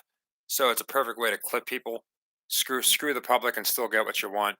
And yeah, this was some more trash defense. I'm wondering if he was supposed to catch that. I'm surprised they didn't throw a flag because he just let him get wide open on that one. Yeah, Steven. It does seem like And this happens all the time. Like it happens in basketball, and it's more noticeable because they'll be playing slow, and then there's no reason they'll pick it up. But in the NFL, they do it all the time too, where they're playing like a slow pace, and then out of nowhere it turns into. I mean, obviously, it's still going to go over the original over under, but I'm imagining the live over under was like in the high 40s, maybe even in the 50s, because they're. I mean, gosh, they're on pace for 62, so it's got to be up there. So yeah, I'm thinking they're probably crushing the live overs here. Yeah, Steven, I'm wondering if he gets that same play later on in the game. I'm hoping he doesn't, obviously, but it does seem like that he was supposed to get open there. I was waiting for the referee penalty. Yeah, and that moved to 1.5, Paul, which makes me like it even more. It's like they moved it all the way as much as they could without just moving it to a pick 'em. So it really makes me think, even though typically I would take the minus 1.5 or even just buy it down to a point, I'm just like, you know what, I'm parlaying the Browns and Chiefs. I have conviction in those two picks. So we'll see how that goes. Yeah, Neil, and I swear they'll do that. They'll wrestling. They script about 10% of the spots, the beginning, the end, and the rest of it they just do what they would. Okay, well, we'll just kind of go as we go with the flow. I feel like that's how these games are. So we probably do see a good chunk of period where they're just playing football because they can just do that, and then on a very important critical third down, the referee can come out there with the almighty flag, or one player can miss an assignment, whatever the case may be. So that would be the smartest way to do it anyway, because then it's not 100% scripted. You can't have players screwing things up too much. You just play the game, and we'll make sure we get the result. We'll get the result. You just do your jobs. 61.5. Wow. So that's still pretty high, but we still have a lot of the second quarter. I feel like it's got to go under that. I just have a feeling. It seems like they slammed on the brakes, and again, we're getting we some missed throws, some sacks, just stuff. Flags, calling back penalties, some pinned punts. So yeah, I think that high. I think public might think the same thing, but I think in the most part, public's looking at okay, outside of that missed, that 1 foot overthrown pass or whatever was the guy tripping, that could have been a touchdown. It's basically been a shootout. So live, I think the public's still going to be on the under or on the over. Yeah, John. So I have a lot of units in play. I'm going to check how some of them are going, but I I do agree that sometimes live is the best way to go. It was just today. Obviously, I'm doing this, so I didn't have a chance to really place many live bets. But I do agree. Oh no, they're showing how old. Oh, remember we said that they were going to talk about this? The oldest, so 9 years and 3 days. But that's not their age difference. CJ's not 29. I must have read that wrong. Oh, it must have been the longest a quarterback's been in the postseason years apart. Is that what it was? Again, it's the same deal. We knew they were going to push how old Joe Flacco was and how young CJ is. Yeah, John, I'm glad they didn't call a flag. I thought they might have on that, to be honest. Oh, you slammed the under. I'm hoping it hits for you. I think again with what we've seen in the first quarter, and now we're seeing it kind of slow down. You see how even in the huddle they're a little bit slower. I think it's going to wind up going under that live number. Yeah, I know you said you got the Texans in the first quarter, so hopefully you can catch the Browns here in the second quarter. I think there's a good chance it'll be like a tie going into halftime. Like I said, this game should be close the whole way. They're both again gritty teams who, pr- in a real league should not have gotten the playoffs probably, and they're defying history. So it just makes sense that these two teams fight it out. And then obviously the winner's going to have all that underdog momentum going into Baltimore or whoever they play. Yeah, you could be right, Trey. Like I said, I don't do many over unders. The only time I'll pick them is if they look really trappish. Like I still like the Bills under tomorrow, even with the conditions. I don't think the public's going to be taking the under. I think they think Josh Allen's good for when you have Josh Allen out there. You only need 10 points. You only need almost a touchdown a quarter to go over combined. So I just feel like more people are going to look at Flacco. Oh, they might get him with a flag on that one. Let's see.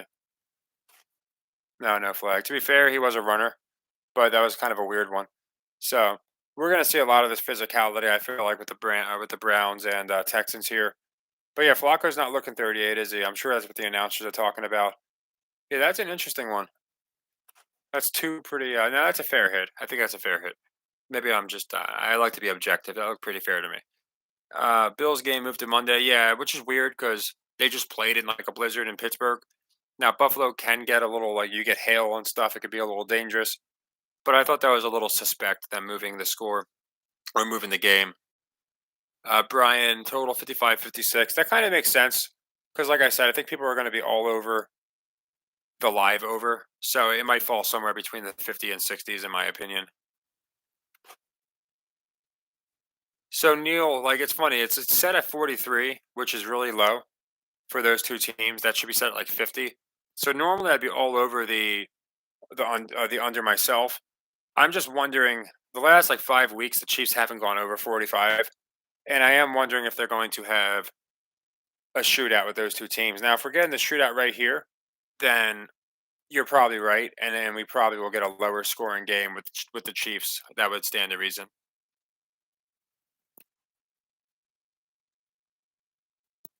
Yeah, Trey, if you already caught the 45, then that's great. I would, that's you got a profit already. There's no way this game stays under 45. So, that's always nice when you could basically catch it at before halftime. Yeah, the snow. They've been doing the snow for a while, as far as they did with Pittsburgh and Baltimore, where like nobody could do anything because it was snowing. And I think they're going to do it a lot. They'll use obviously the conditions were laughable, where they couldn't do anything. They were just slipping, dropping the ball, all that different stuff. So we might see that in Kansas City, and that would definitely make a lot of sense. Buffalo, like I said, I think we're definitely going to see it because 33 is just so low for a Bills game. Again, you'll see that with Brown Steelers, but you won't see that with Bills Steelers. So I just don't get it. Yeah, I feel like in like again, Paul, like in a real game, the Bills would easily go over. I just feel like since they moved it all the way from 43 to 33, I just don't see people taking the under at that low of a margin. It would have to be two really low scoring teams, or unless they're playing, like I said, in a freaking complete monsoon with hail and everything. But again, a lot of people aren't at the game, so they're not really seeing what it looks like. So it's going to be interesting as far as the over under. I do my best to stay away from them because last week I had a four teamer. Well, it was actually yeah, it was two games, but I had the Texans winning and going over, and they did not go over. And then the other part of it was the Steelers winning and it going under, and I got those two. So nothing more frustrating than an over under busting a money line that we're like positive we're going to get. So I typically will stay away from the over unders unless again if I'm sifting through games and I see an NBA game set at like 255 and it's not the Pacers, then I'm probably going to take the over. If it's set at like 208, I'm probably going to take the under because, again, I just look at where the public's likely to be and I do the opposite. Yeah, Super Smith. I'm not sure if it's the same guy I saw leaving. I saw them walking a lineman off the field earlier. You see that happen all the time. So I'm not sure if it's the same guy, but that is one thing that's never a great sign when they have the lineman leaving because the announcers always make a point of reminding us, "Oh, this guy has only played 4 times at right guard," or "This guy's only, he hasn't played and he's the backup," and they allow 3.2 more sacks when he's in the game. They do that stuff a lot. That's when you'll see the false starts and all that nonsense, the holds. So I'm hoping we don't get that. I'm still, like I said, I'm very confident on the Browns. Uh, Basically, I didn't expect them to win be winning the entire game, and it's a close game. So still looking like a very good chance of a win no cover. Yeah, Pittsburgh's definitely the team I feel like they're kind of like the gatekeepers of cold, where they should like be playing really like Favre used to be, where even Tomlin always looks just kind of chill there. He never looks like he's like overly cold. I know he's the coach, but he's like their main draw. But yeah, I feel like Pittsburgh in the cold definitely gives them an advantage. But again, they'll probably cover. They might make it a very close game, but not quite pay out the money line. So that's another one I could see it being like a 4 point game between the Bills and the Steelers. It would also have, I think, more people not as sure if the Bills are going to beat the Chiefs next week. So if the Bills go into Kansas City not looking too ridiculous.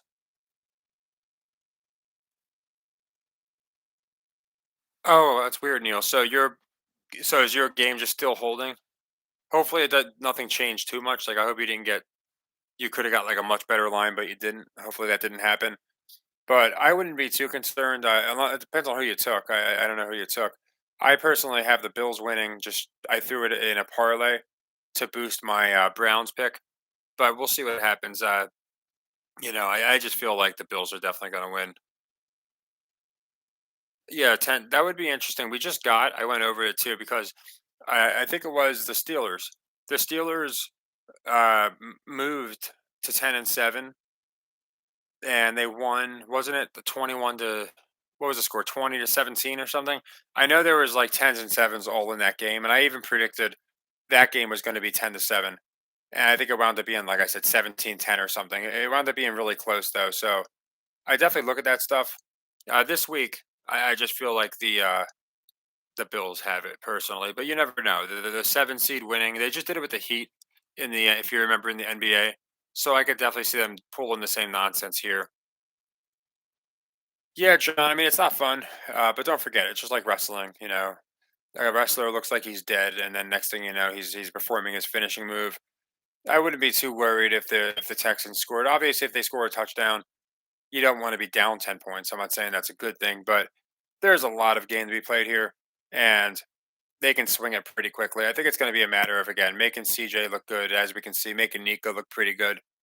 But I think the Browns defense will stifle down at the end, and Flacco's going to have a game-winning comeback or something like that. Yeah, the sevens, and I admitted Lorenzo, I don't know the gematria too deeply.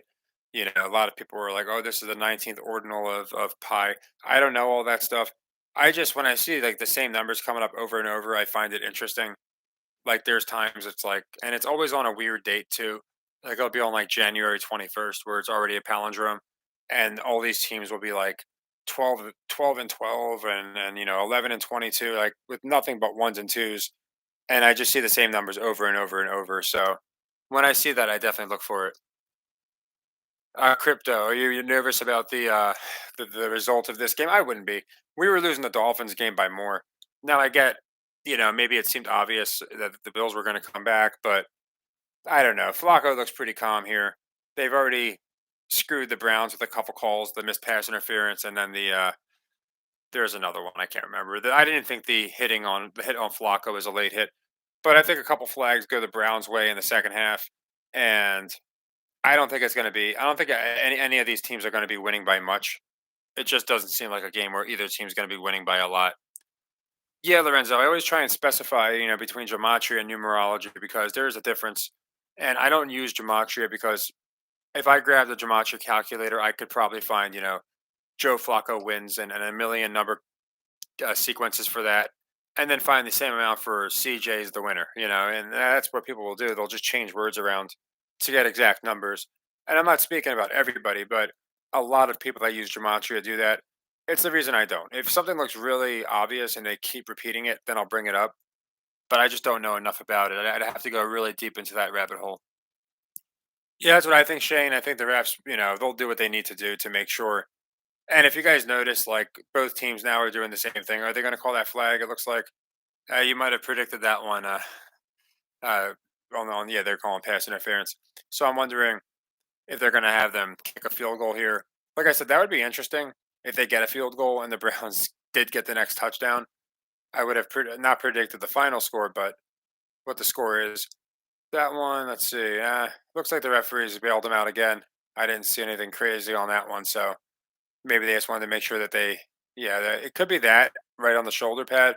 And that's what I mean when I say the players have to be in on it. Because even if he didn't yank him, it's like the guy goes out of his way to make sure he's caught grabbing the shoulder pad. So, like, there was no need for him to grab. Oh, that tackling was just ridiculous. I thought Singletary was going to score. So, yeah, as we just saw, yeah, John, the calls are terrible, but we can't just blame the referees because, again, the guy grabbed the shoulder pad for the extent purpose or the express purpose of grabbing a shoulder pad. And then the next play, these guys missed like five tackles, and now it's going the other way. So I think if anything, it's probably just to shave the live over. A lot of times being wasted, and we're probably gonna just get 3 points out of this drive. So that's just what I think happens. But yeah, it's yeah, golden eagle. It's much different. So it's just the reason I feel like I could do my best to go into gematria, but it's like two different animals, gematria and numerology. And gematria can just go so deep. Oh, you didn't like Singletary, but you took it at plus 160. Yeah, I'm not sure. Like now, it looks like he's not going to score on this drive. Probably. I thought when they were missing those tackles, he was going to score. But then the referees came back and called another convenient penalty. That's what I mean. Like they do it on both sides. They'll call tedious holdings, and they'll call one on the other side.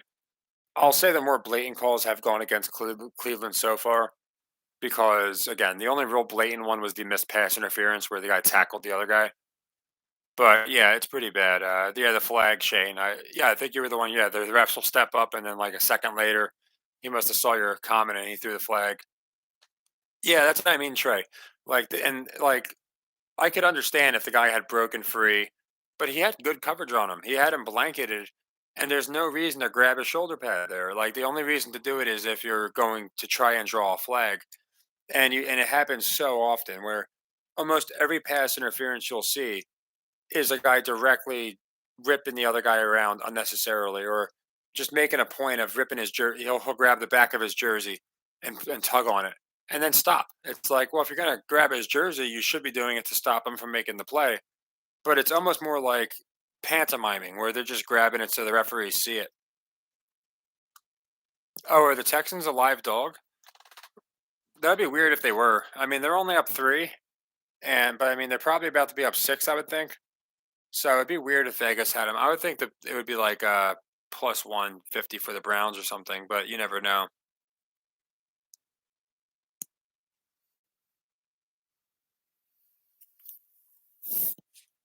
Yeah, that could happen, Neil. So number one seed, you mean in the next round?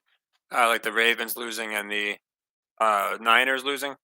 I could see like again, I really like the Niners, but nothing would surprise me completely.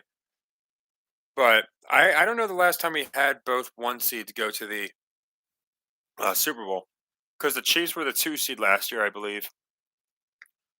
And the multiple years prior to that, I don't think it was both one seeds.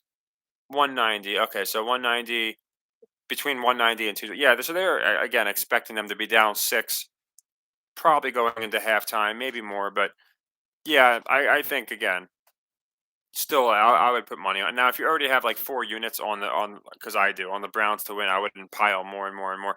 Like I said, I always being disciplined just as important as the picks themselves. But I still am firmly believing that the Browns are going to win. So Matt, only high school. I actually went to Rondé Barber's football camp. It was fun, and there was like so many people there. I met Shelton Quarles. I met him, Rondé. Of course, back then I thought it was real, so I looked up to these idiots. But yeah, I went to that football camp, played in high school, and that was really about it. I was always on the skinny end, so like my positions were already narrowed down to like wide receiver, safety, and I wasn't fast, so it was like tight end was the only position I could really play. So I was always locked in as like a tight end who just blocked good, which I was fine with. So I was just average, nothing crazy. But I did coach for my high school afterwards. I helped my head coach. I was like an assistant there, nothing official, but just helped them. I can say our games weren't scripted, so I guess it doesn't start at the high school level. But it was fun to do. To be honest, it's fun to. It's always fun to be a part of football, especially when it's not scripted. Yeah, Shane, I think it's definitely a trap. I think that the Browns are going to wind up holding firm again. Too much focus on Miles Garrett and Joe Flacco, and they love CJ, but he's already defied history. I don't. I think his story went long enough. Oh, they were okay, JD. I didn't know that, so it makes me a little less confident in the Ravens. If I'm being honest, I still like them. Wow, he got wide open. I still like them, but is that Schultz? Yeah, they've been showing Dalton Schultz some love as of late. So yeah, we'll see what Flacco does on this drive. Like I said, I wouldn't. This game is going to be a photo finish, in my opinion. But I thought the Chiefs were the second seed, so they were both one seeds. Okay, so they might. Yeah, the Ham on sure. I remember all that now. Yeah, the Bengals were going to be. Then they didn't play the game, so the Chiefs got it. Yeah, that'll be interesting. So maybe not 2 years in a row. I still love the Niners. Nothing. I still like the Ravens, but again, I'm still open to Mahomes versus the world or Niners versus even another team out of the AFC would make some sense. Yeah, Shane, it's fun, man. Especially is that a missed action? No, you got it. Okay, it's fun. Especially because, like I said, it's high school kids. At least unless you're playing for like some of these top schools in the world, where I do think they probably have some shenanigans. From what I can tell, it's pretty fair. No scripting. When we played the better team, we got our asses kicked. There was no chance we were going to win that game, and vice versa. So it's always fun, just being able to be a part of football. Yeah, Trey, I would imagine this is the best odds we're going to get on the Browns. Like just going into halftime, the Texans have this nice lead. I don't think they're going to pile it on. I think we're going to see again a tale of the tapes where it's like CJ 3 touchdowns and 80% in the first half, and then in the second half 17% with 2 interceptions or something. It just seems like that type of game to me. Yeah, man. Curtis Martin was my guy. I loved Curtis Martin, and I think I like Chad Pennington because again I liked the Jets when I was watching. And there's still guys that I look at and I enjoy them. I feel like they seem like decent people. But it's so hard to look up to them and if it just feels like they're just actors and it's not a competition and they don't give a shit about the fans, all these different things, then it's a lot harder. But yeah, Peterson was a monster. Yeah, that guy. I really think we're gonna get Browns, Ravens. As you know, I've gone over it like a million times. That's subliminal, but I'm always open to anything. So Texans Ravens is a nice draw. I'm not gonna pretend it's not. Beginning of the year, they play each other in week 1, and now they're both getting way more exposure. So that's a rematch that does make some sense. I still think nothing makes more sense than Flacco versus the Ravens. I think that's what we're gonna get. But yeah, of course I'd be open to it. Way more open than say like the Steelers playing the Ravens or something, which would make no sense in my opinion. I don't think so, John. Not at all. I think there's a very good chance they cut this game to a touchdown. And again, as quick as a team can score, they can fizzle out. If you remember, the Bills Dolphins was not looking like a very close game at all, in my opinion. The Dolphins were looking good. Josh Allen was turning it over in the red zone. Dolphins took the lead a couple times easily, and then out of nowhere they just started playing like garbage. So I wasn't worried about that game. I mean, goodness, the Rams with backups were losing. I think by 2 touchdowns to the Niners. So I kind of watch it like wrestling. I really don't, unless the announcers are being really obvious or a team's getting pulverized. We got the Jags last year live. They were losing by like 4 touchdowns, and based off of how they were acting, we were like, yeah, they're going to come back in the second half. So I wouldn't be too worried over 10 points. Yeah, JD. And don't forget the live over under. It was at 60 something. The game slowed down considerably. So I could totally see them going into the half like this. Start off the second half, 3 and out for the Texans. Browns get on the board. I wouldn't. I don't see anything that's making me feel like the Texans are just mauling them. It just seems like more they're going to do a tale of the tapes. Yeah, subliminal. So like I'm not one to just blindly double down. If I saw a very good reason to change my mind, I would, and I have in the past. It just I've seen so many of these games. Like our literal last live stream was, like I said, Bills Dolphins, and a lot of people were saying the Dolphins were going to win. The Bills were too obvious, and then the Dolphins went up, eat like 7-0 early, and then 14-7, and people were like, "Oh, it's I think the Dolphins are going to do it," and they didn't even cover. They wound up losing by 7. So I just watch it like wrestling. If I see some stuff that's looking pretty bad for the case, I'll definitely admit it and be like, yeah, uh, not looking too good. Maybe I was off here, as I've done multiple times before. But yeah, with this 10 points, I just don't. I'm not too worried about it. Yeah, Paul, that's the thing. It's like, okay, you don't want to make a mistake, but you can still run a screenplay. You can do a lot of things. I think it's just like it's like what they got us used to. It's like if you watch wrestling, the bad guys will be getting their asses kicked at the commercial break. They come back from the commercial and the good and somehow the bad guys are winning. You don't see how. I feel like they do with football. They just kind of like, okay, let's shut it down, go to the half, and then they come out and they do a completely new thing. So I would be surprised if the Texans open the second half with a touchdown or something. Again, it might age like cheese in a suitcase, but I think we're going to start seeing it get more physical. They'll say, "Oh, the Browns made some adjustments, all these different things." And again, the fact that CJ's looking so good, I guess he could just throw like 6 touchdowns and like set records. But against the Browns defense, I think the story is going to be the tale of the halves. They made some adjustments and started bringing pressure, whatever they want to say happens. Miles Garrett took over the game, and it was a different game after the first half. No, I didn't know that, Steven. I didn't know. Is it well? So I know Tony Khan. So Tony Khan is his dad owns the Jags, and he owns AEW. But I don't know about Norfolk, Virginia. Is that where like an AEW facility is? Because they're out of Jacksonville. I imagine you're talking about Tony Khan, his dad Saeed Khan.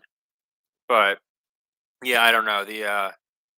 I know he owns AEW, which is a weird connection in itself. The wrestling owner owning the Jags. But I didn't know about Norfolk, Virginia.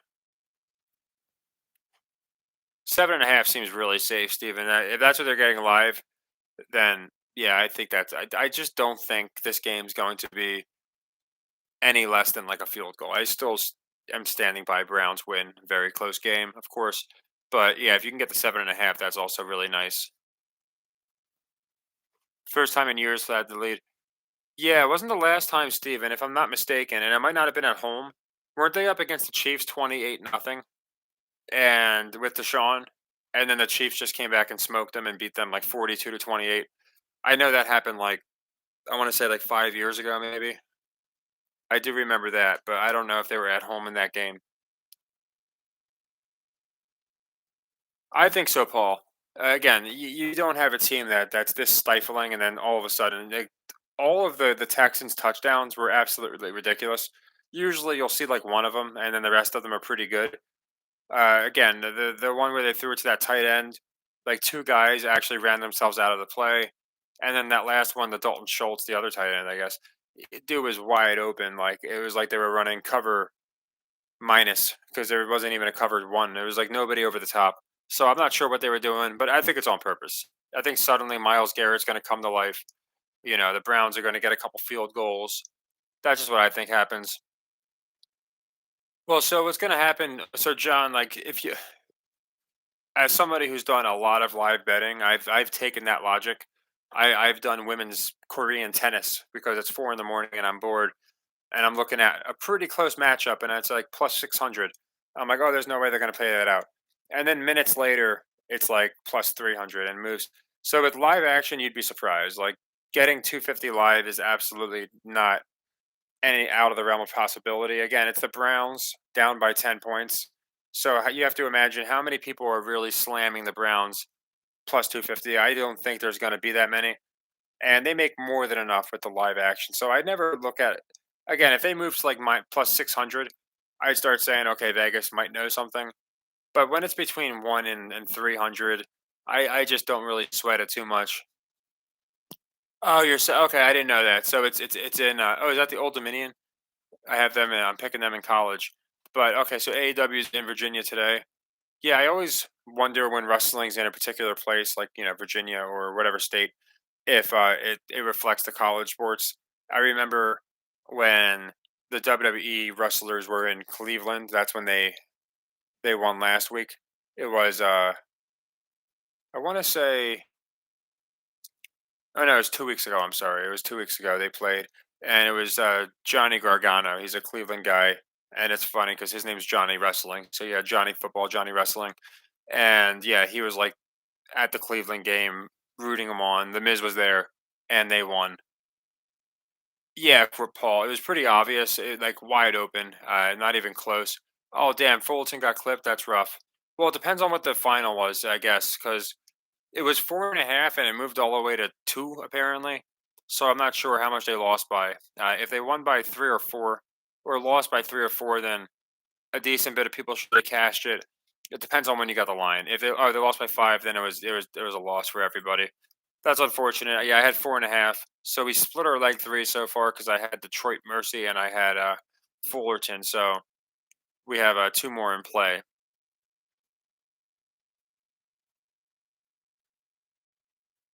Yeah, Antreza. He was at WrestleMania, with Pat McAfee. like Pat needed some help, I guess, and then he called Kittle out of the crowd, and Kittle leveled this guy, looked more realistic than his stiff arms. But yeah, he's a WWE fanboy like for life, so he's gonna be so happy when he gets that actual official WWE championship. Like you could just tell he would rather be a wrestler than an NFL player.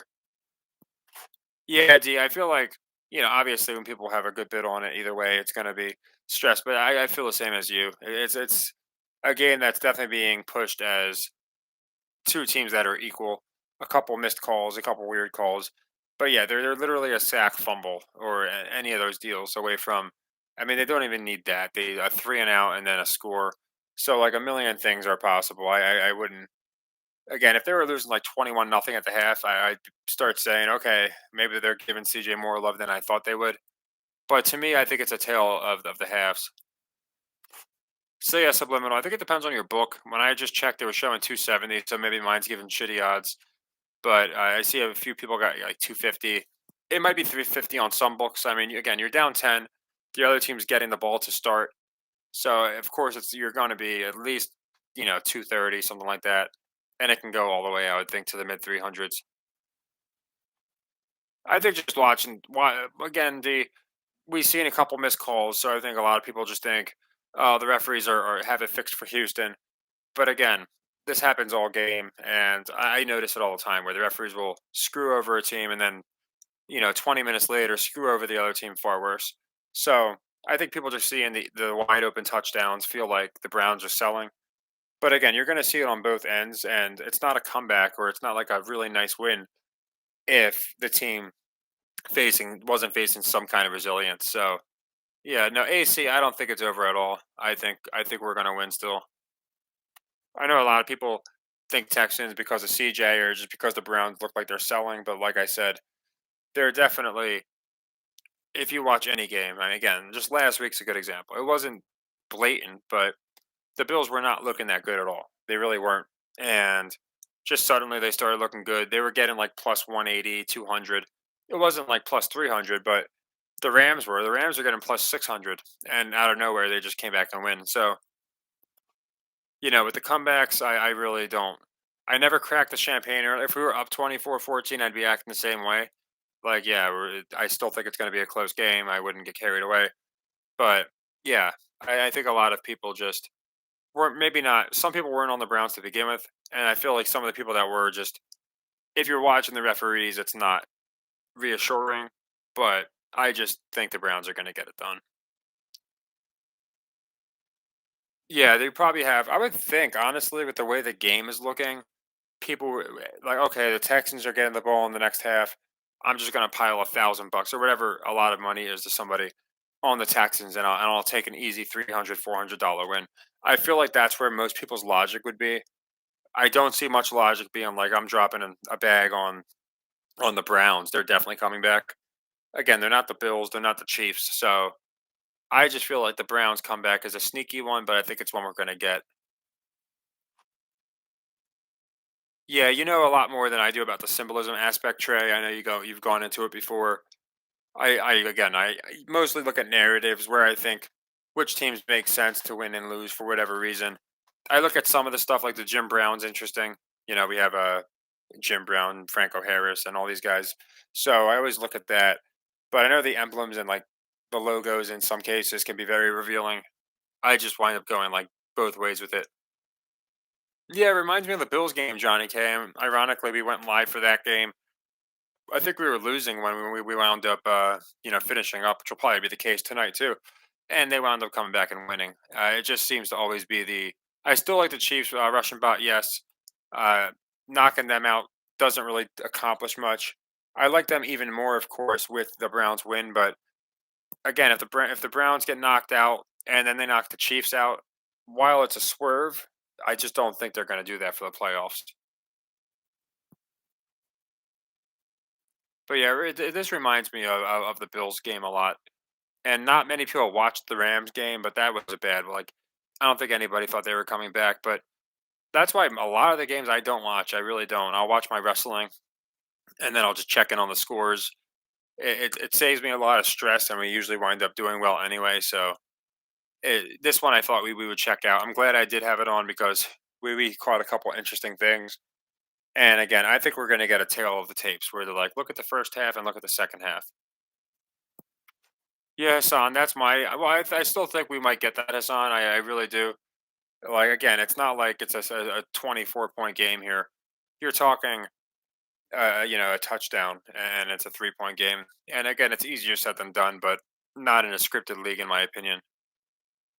Yeah, Neil, I think there's nothing wrong with that. That's about a unit for me. So yeah, dropping a unit live, almost 3 to 1, definitely worth it. You're not losing too much there. And had I known they'd be losing, I can't predict exactly how the games are going to go. Of course, I would have said wait, get in on it live because I still think they're going to win.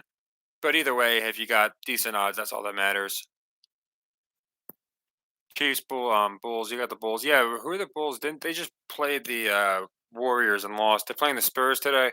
Yeah, I think more money will be on San Antonio because Chicago looks so bad, and plus 170 for San Antonio looks enticing. So originally I was going to take the Spurs, and I just didn't play the game. But I think the Bulls make sense. Yeah, Ron, I am. So the things that stick out to me are they seem to like be heading over, and then when the live over got like to 60 something, they just slammed on the brakes, and we started seeing penalties. The missed pass interference was pretty ridiculous, and then that touchdown where they just chased him from behind was pretty crazy. It looks like the Browns are really selling the first half, which again, if we're getting a tail of the halves, which I think we are getting, would probably mean they're going to do really well in the second half here, which is just starting up. We'll probably, if it's cool, we can like run this into like the third quarter. I'm not going to lie, starting to feel the effects of I guess us millennials starting to feel getting old. Like I get a couple hours in and my back starts aching up so bad. So last stream we were able to go like 3 hours, which is longer than we normally go. I'm aiming for that again this time so we can get as much of the game covered as possible. But yeah, it's like people always tell you, "Oh, don't get old," and you're like, "Ah, no," and it's like, "Oh shit." Like sometimes you start feeling the old people stuff, and yeah, I get that. Like sitting up in my chair, my neck starts cranking up. Yeah, for me, gosh, I just turned 30 and I'm feeling it. So like I feel like it doesn't like I don't know. I always felt like you ever watch SpongeBob as a kid and then you watch it as an adult and you have a newfound respect for Squidward. I feel like that's all of us, to an extent. Even like you hit like these days, I think someone turns 20 and they start feeling like Squidward. It's like, this guy put up with a lot of bullshit. So yeah, it's funny. I watched SpongeBob back but also but another show I've watched Family Guy back. I've watched a lot of shows again. SpongeBob is one of the funniest shows to rewatch because it just has so much adult humor in there and things that you can relate to as an adult. The first couple seasons, at least, I think SpongeBob is such a great show to rewatch. Fun story, fun fact, I should say. My mother cooks for like 4 Catholic priests, and one of them is like 85 years old. And she was dropping them their food off one day, and I'm like, "Let me go with you. I'll help you." So I helped her drop the food off to one of the priests, and he's in there while he's like 84. He's in there watching SpongeBob. It was just really funny. But yeah, SpongeBob's a great show. I think it is, Ron. I it's only been one play, but I think we're gonna see. Joe looks really calm. That's for one. He doesn't look like he's getting out of line here, and I think we're gonna just see some stuffs. Maybe a harried throw. The offensive holding is what's big here. We want to see some offensive holding calls. That means obviously the refs are on our side in the second half. And the holdings are the ones the refs can easily get away with calling over and over. And then nobody's going to really blame the referees. So we'll see how this drive goes. Like I said, Flacco looks calm, which I really like. Yeah, Ron, I think more people are going to be on the Texans for so many reasons. Of course, you're not getting crazy odds. But again, if someone sees how CJ just looked in the first half, I don't think they're gonna like blindly take the Browns. Like the only reason we have the Browns is because we believe they have it set up a certain way, and not many of the public's going to be on them at this point. So, yeah, I feel like the only people, like most of the people, will be on the Texans outside of the ones that are like, yeah, we think they're going to just flip the script in the second half, and it looks like that's what they might do. So, that would be nice. That's a good point, John. He might always look calm. I haven't seen the guy in a while. He just kind of, again, I feel like they gave Flacco the script Aaron Rodgers was going to get this year.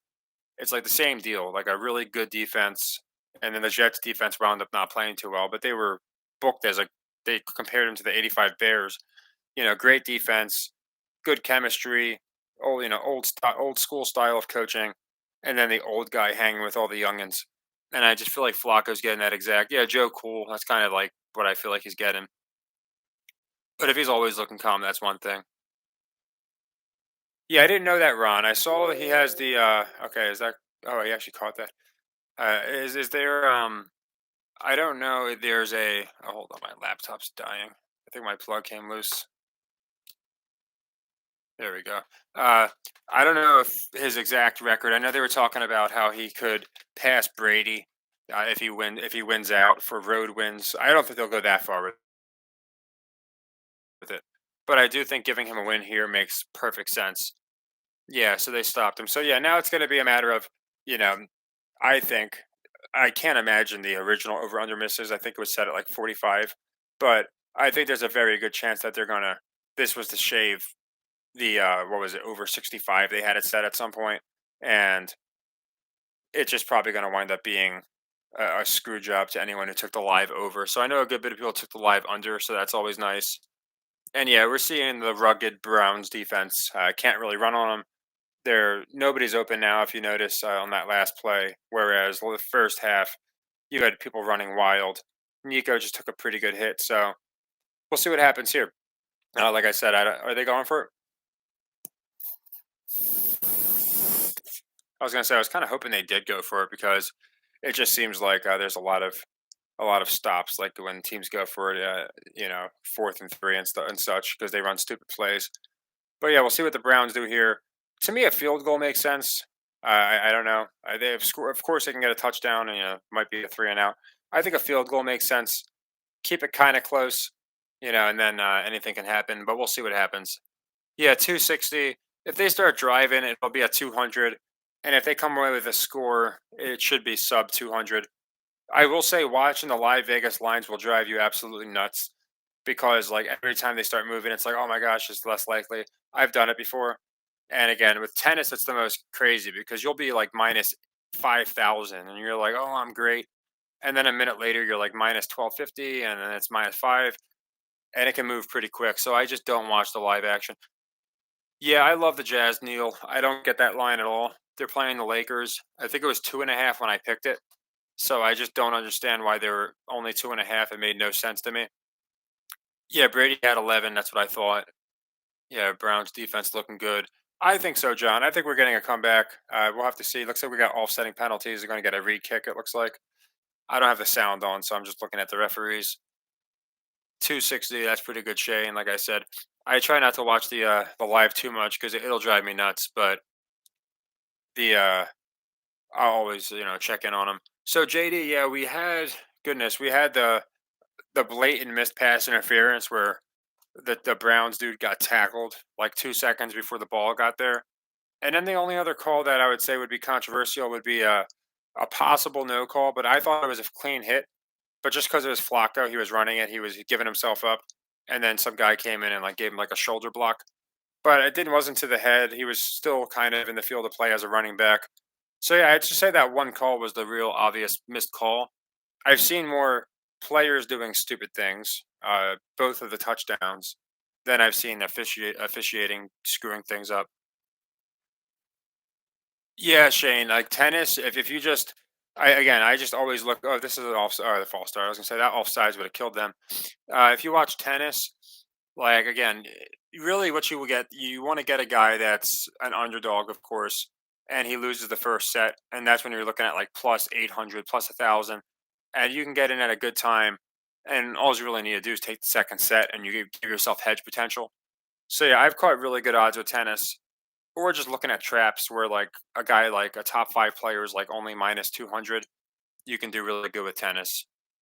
And you can see the pace. You can see if guys selling a set or selling games, so he only wins by a couple games. You can see a lot with tennis as far as how they're playing. I think they script tennis. I think they're all scripted. I really do. Second half prediction. Yes, Skimp. Basically the same. It's not too much different. I have the Browns winning, so uh, I think it's going to be something along the lines of like 28. Well, 28-27 would be too low of a score. but just something like that. I really do. I think the Browns are going to get on the board before the Texans. Maybe cut it to like a 7 point game. And yeah, I still like the Browns to win.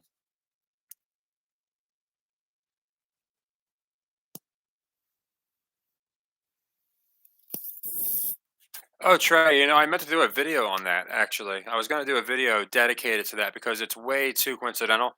I know people that follow, not to get too off topic, but people will follow the rabbit hole conspiracy videos, which I followed myself sometimes, and they were talking about watch all the resignations, and you see it happening across. If you look at the companies where top people have resigned, and again, this is with the Epstein list coming out, but in the last year, it's insane. Like Disney, Amazon, well, not Amazon, Bezos stayed. It was Zucker. It was CNN.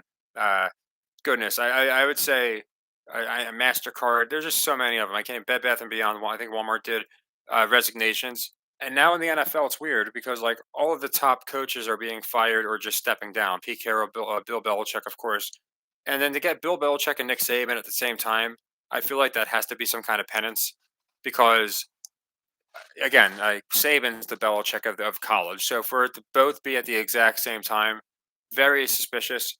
It's in a political year. I'm not saying these guys went to the island, but it's weird it happened with the Epstein drop.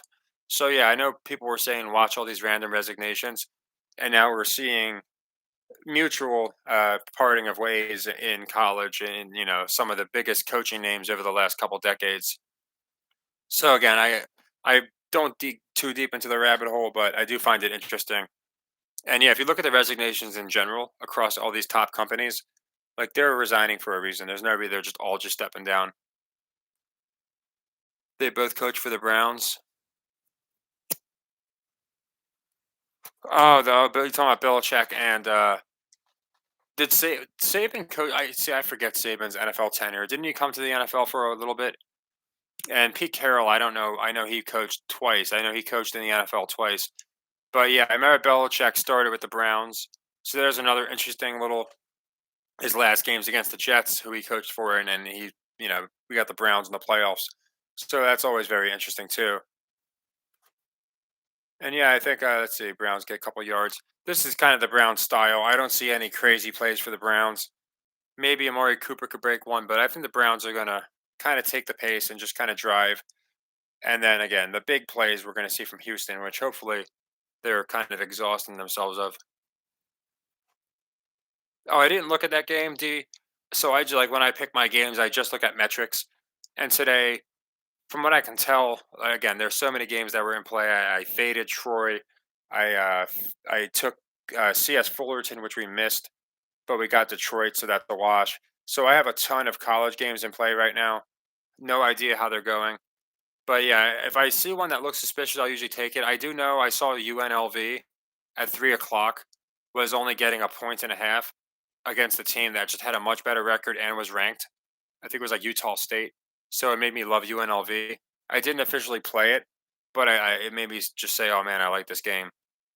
Yeah, Steven, those look like pretty good odds to be honest. I would think they'd be lower, like plus 300, just because it seems kind of unlikely that they're going to get a touchdown on this drive. So that might be worth taking. I thought maybe a field goal, but seeing plus 250 makes me think they might get a touchdown on this drive. Oh, that'd be cool, Shane. I haven't seen them together. Like I said, I do know that their careers kind of ran simultaneous, but I hadn't seen a bunch of stuff with the two of them together, so that must be pretty interesting. I think he was 32, right? Wasn't Brown 32? I could be wrong, but I think Brown was 32, and so was Franco, which I thought was interesting because they were the two running backs that died, and they have the same number, and they're in the same division, and both their guys made the playoffs. So again, it was one of the very small reasons we liked them. Again, Browns. Again, the good thing is they always talk about the offensive line. I don't know what the announcers are saying because I have it muted, but I'm imagining the announcers might be saying how the offensive line for the Browns is winning the point of attack, as they like to put it, which is always good, of course, because then usually it bodes well for the team that we have, and that's what it seems to be the case. And I do like the possibility of us getting. We could get Kansas City. It wasn't in my bracket, but Kansas City Cleveland would give us Hunt versus his old team. and I think that would be interesting in itself. So yeah, we'll see what happens. Looks like Browns got like 3rd and 3 coming up. More. Yeah. I'm again, Steve. I'm so bad with props. You're a lot better than I am with the props. I thought maybe Amari Cooper, even though he seemed obvious. I thought again they want to get this guy back in the spotlight, show that he's still a weapon. He had a pretty good year, and I thought a lot of people were going to be on Joku. So I didn't love Joku. I don't think he's done much yet, but I think more, more might do something. Yeah, D. I noticed. Yeah, they had the Alabama quarterbacks playing each other, so Tua Hurts could. They. Oh no, did I think Hurts did play for Alabama, right? Didn't he transfer? Well, either way, I think that would be an interesting Super Bowl. That would be an interesting matchup. I don't think we get it this year. I just don't think either of those. I think they're pushing both of these teams as teams that are basically exhausted and they made their run already. But we'll have to see what happens. Yeah, I think it is. Yeah, Tua Hurts would be a great storyline. I hope we get a Cooper TD. It would help the Browns, and I wouldn't look like a complete schmuck. And one of my props would actually hit for a change. Like I said, I think Cooper makes sense, especially because all the money probably on Joku. And you want to make Flacco look good. I swear, Flacco even looks like Rogers. I swear they were just like, okay, we're gonna recast, Rogers for Flacco. He's so slow too. It's so funny watching him on these play actions because he's just so slow. He should be getting sacked on every play. I think that's gonna be an offensive holding. Yeah. So with Hertz, what's interesting about Hertz is he could play. Yeah. Oh, it's on. That's what I thought it was. Usually, where on those screen passes, there'll be a defensive hold or an offensive hold. Hopefully you get it, John. I thought Singletary was a good pick because I didn't think they'd. Again, I just thought CJ 3 touchdowns, Nico to get one of them was too obvious, But they did the same exact thing last week, so I guess you never know. And yeah, it's interesting because Hurts played a healthy. I'm sorry, a healthy Hurts played an injured Purdy. That's the only reason I thought the Eagles beating the Bucks makes some sense because then we'll probably get an injured Hurts playing a healthy Purdy, which is a nice callback. But yeah, I'd like to see that picture of them when they were younger. That'll be interesting. Yeah, I wouldn't have guessed Saban was older. Like, obviously, they look about the same age, but I never would have guessed that. Like, it just seems like Bill's been around much longer. I know. I think he started in the NFL in like in the '90s. So yeah, that's like a fun fact you could tell people. Like, I bet most people didn't know. But like, I didn't know at least that Saban was older. Yeah, I don't know why. I have a feeling this is going to be a field goal drive. I just been feeling that way for a while, but you never know. That's what I'm thinking, John. It makes me wonder if they. Yeah, you could post it in the Discord. That'll be cool. Like, if it doesn't, I don't know. If I guess I won't let you post it on here, huh? But I'll definitely give it a look. See. Yeah, if Rogers didn't get injured with 11-9, wasn't it 11 minutes and 9 seconds left on 9-11? Like it was the first quarter with like a 11-9 left or something, and then he looked to the sideline and then went down. If that didn't happen, I almost wonder if it was a real injury because, like, unless he was going to come back, which he didn't, and now Flacco's getting that storyline, it doesn't seem to make much sense. But you never know. Yeah, Flacco. Well, to be fair, he's been throwing pretty good. Like Flacco's funny to watch. Like, he moves around so slow and goofy, and then yeah, he's just kind of zinging him in there. That one was extra dottish, I guess. But he's been kind of putting it on the line all game. And again, this is a way better story. Come on, look at this guy out there. In my opinion, this old guy, and it makes me feel old calling him old, but that's how they're pushing him. Oh, he's at 222. Maybe that's a good omen.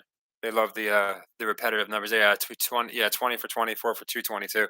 Pretty interesting, huh? We'll see what he does here. Oh goodness, this could be bad. Yeah, I don't know what he was thinking. When he threw that, I did not like the feeling. Like he just kind of heaved it up there. So this isn't looking too good. I don't see a flag. So we're gonna have to see some crazy nonsense for. Someone did predict the pick six. So whoever did that, good call. That was a good prediction. I did not see that coming. I looked like Flacco was about to start doing something. But yeah, not great, obviously, being down 17. I thought the Browns are going to get something going on that drive. Yeah, I wouldn't hang it up too soon on Trey's. It's the NFL playoffs. Don't forget. It's the NFL playoffs. Anything can happen. Obviously, not looking great. I'm not sure. Like, that was weird. I'm not sure who should even get blamed for that. The receiver just kept running down the field. So, definitely not a great one. But yeah, I mean, it's the playoffs. Anything can happen. I thought if I did think if any team was going to get a pick six, the Browns would make more sense. But yeah, that after that throw, the second he threw that, it looked weird. He just kind of heaved it up like a game of 500. No, Ron. Yeah, that wasn't good at all. Like I said, just a weird throw. Like, and usually their arms hit, but that one looked like he just ducked it. Like his arm wasn't really hit. He was being grabbed from behind, and it looked like he was just playing 500 out there. Yeah, well, like I said, they could come out. Yeah, it depends on where the money was, Ron. Like I said, I would imagine coming into the game, there was probably more money, a little bit, not a ton, probably a little bit more on Cleveland. And I would think as the game started, money had to be piling on the over. I know it was at like 60 at one point, and I would think the public money would have been on the Texans, to be honest, because even though the Browns are going to be getting good odds, I don't think the people look at Browns like they look at the Bills or the Chiefs, like, oh, they're definitely going to come back or something like that. So yeah, I would think, like I said, I always say narratives reign supreme. Of course, right now that's not looking too good, so you never know. But I always, if it's going to be a game where there's just really no narrative either way, then obviously I think Vegas is always going to win out, is the best way of putting it. Yeah, Ron, I would say they definitely need to score because again, you have to make it realistic. So like, you can't be have 5 minutes of the game left down three scores. I would say they definitely need to get a score here. I think there's no denying that.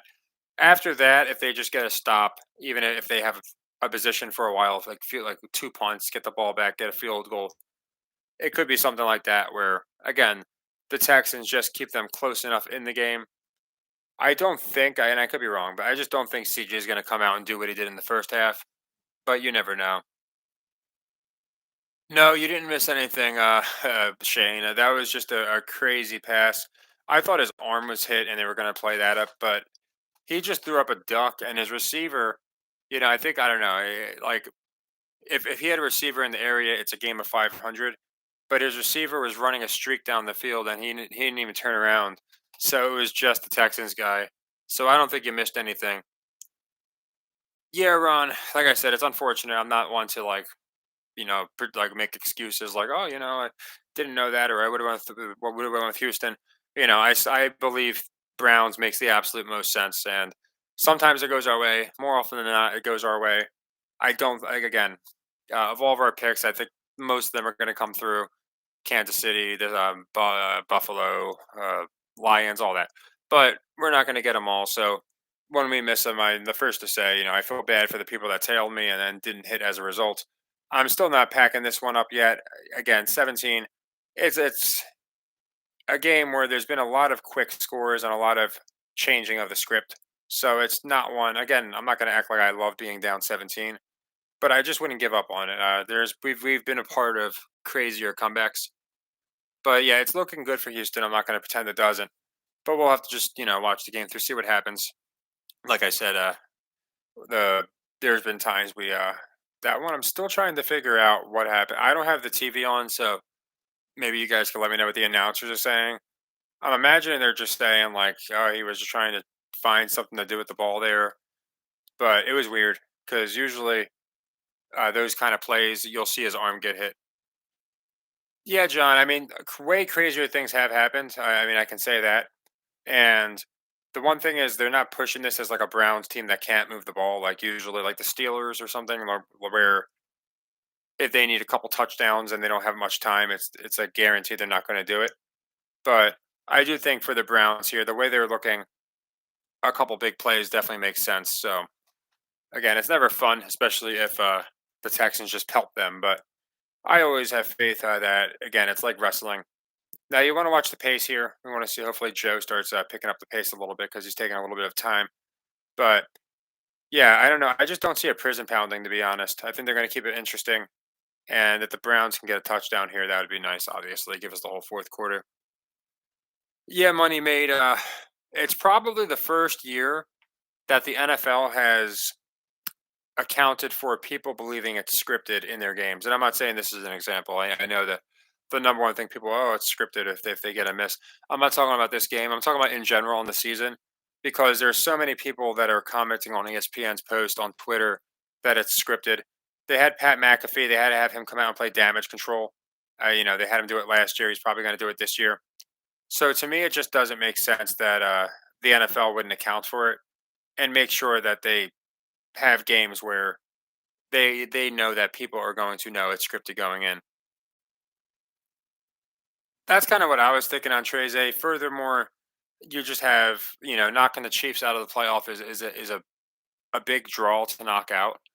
That's why if either way, I liked the Bills and the Chiefs today. Whether I liked it more, of course, with the Cleveland win because it just gives us a really nice matchup. But I liked it either way, just because you get something. If Houston is to win, you get Houston, Kansas City, or Houston, Buffalo. It just makes it, or Houston, Baltimore, as I went into. Did he just throw another pick six? This is absolute insanity. I think he just he threw a pick six to another guy. So yeah, this is not something I expected. I'm curious what they're going to do about Flacco here, or like what they're going to do next year. Yeah, Paul, this is pretty unpredictable. Like I said, if someone predicted this, a good call. I know some people predicted the Texans, which is a good call, but gosh, these pick sixes is pretty crazy. To have two basically what like four passes apart is pretty insane. Matt, I'm not sure who you took, man. I did it mate last week. I did really, really well. We profited 18 units last week from football, and even in college basketball, we did pretty good. This is obviously the first play of this week, so it's never fun to lose a 4 unit. It's a leg three for the first play of the week. But yeah, last week I did. I'm not sure who you went with last week, but we had a really good week last week, and I think we're gonna have a good week this week. Honestly, like again, we can't hit them all, unfortunately, and I'm pretty much ready to concede the Browns game now. I'm not going to be an idiot. They're down by 21. We could see something absurd, of course, but it's looking more like for some reason they just wanted to bring Flacco back just to maybe to put over CJ. I'm not sure, but as far as all of our picks, we still got the Lions. I'd be shocked if they lost. We still got the Chiefs. I would really be surprised if they lost. Yeah, that could be it, Snoopy. Maybe as someone said earlier, cash is king. So it could be a deal of it's like, oh man, if they had Watson and not Flacco, they could have gone so much further. And they're going to have Chubb back. So that could be what they're doing. That's kind of what I thought they were doing with the Steelers. So if if it applies to the Steelers, of course it could apply to the Browns. But yeah, I could see that happening for sure. Yeah, I know, Ron. It's unfortunate. I'm the first one to hold myself accountable when I have a team winning and I have conviction in it. If someone tails it, I always am the first to admit, like, obviously wasn't my intent. But all I can say is for the most part, we usually do good. I think on the week we're going to wind up still profiting, just because again I haven't even put out my NFC picks yet. I'll be doing that later. You guys probably know them as far as the winners, but we'll be going into the spreads. I think Kansas City is going to come through. Like I said, I like the most of them. The Lions, I'm not sure if we're going to go with the parlay or just the spread. I thought the parlay was the way to go, but obviously the Browns cooked any parlays, so definitely not a great call there. That's the one downside of parlays, of course. But yeah, I'm not sure. Yeah, Ron, that's what I'm thinking. Like, well, for example, today we hit in college basketball. Anyone that tailed, we hit Detroit Mercy for 4 units right off the bat, and then we hit Wofford. We are up 6 units, looking great. And then Fullerton got clipped. I'm not sure what happened with the other games. My point is, there's days we started off looking like $1 million and finished off not too good. And then there's times we missed the first game or the first couple games and wound up running the rest. So hopefully we wound up running the rest. Yeah, I had him. Obviously, I had him to run. So Y2J, I got the Cowboys. I do have the Cowboys. I think of the one upset, the Bucks makes much more sense. I think part again, gosh, I just got done saying it's stupid. I feel like the one like taking the Cowboys spread, I feel like I might get burnt. So I'm deciding whether Cowboys -7 and then Detroit -3 is the way, or just parlaying the Lions and the Cowboys both to win. Because with the Lions, I just don't see a situation like this with like we got with the Browns. Again, I didn't think we'd get it with the Browns, but with the Lions, you're throwing in the fact that they have so much hype going into the team that I just would be shocked if they knocked out the Browns and Lions in the same round. So the one thing I could say is this does make me like the Lions a little more. And yeah, I like Kansas City. I think they're going to win. And at this point, obviously, taking them straight up on a money line wouldn't do too well. So if I had to, I would take the Miami or the Kansas City cover. But that game just has me so worried of a win no cover.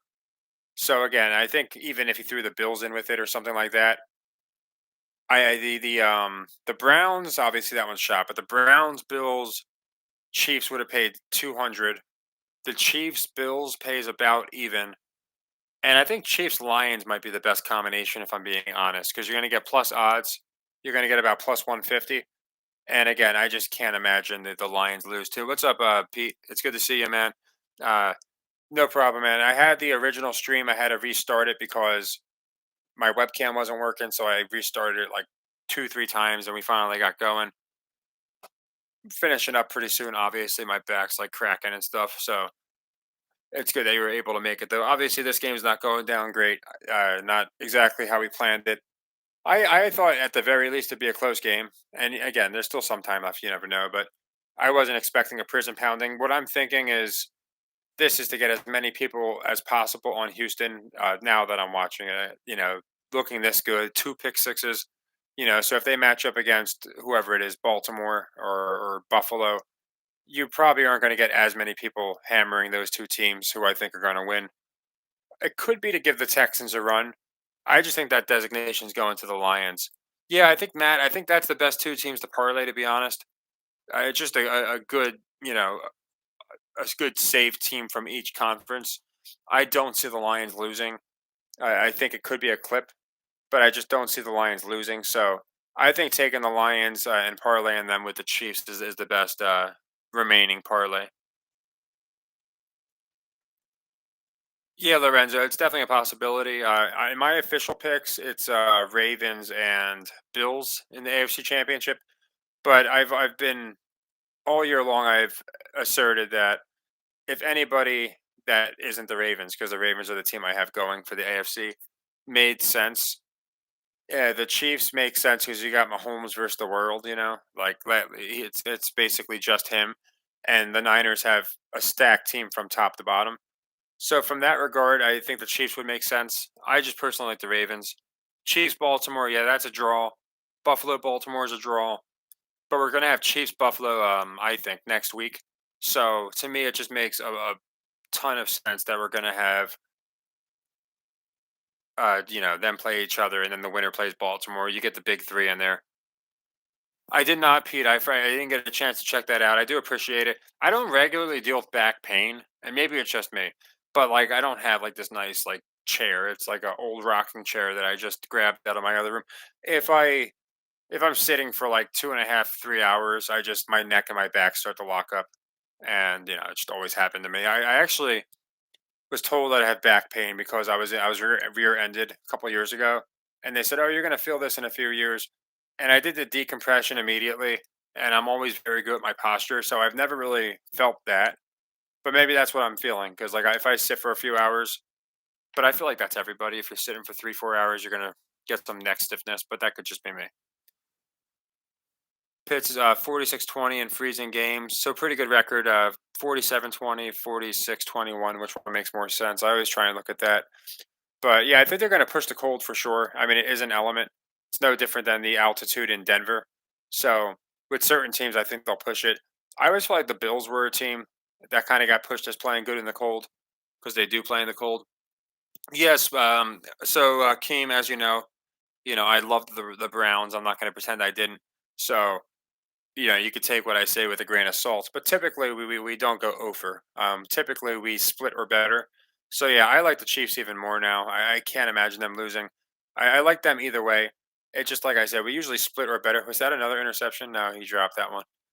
So yeah, I like the Chiefs. I like the Bills. If you combine them, you're going to get close to even odds.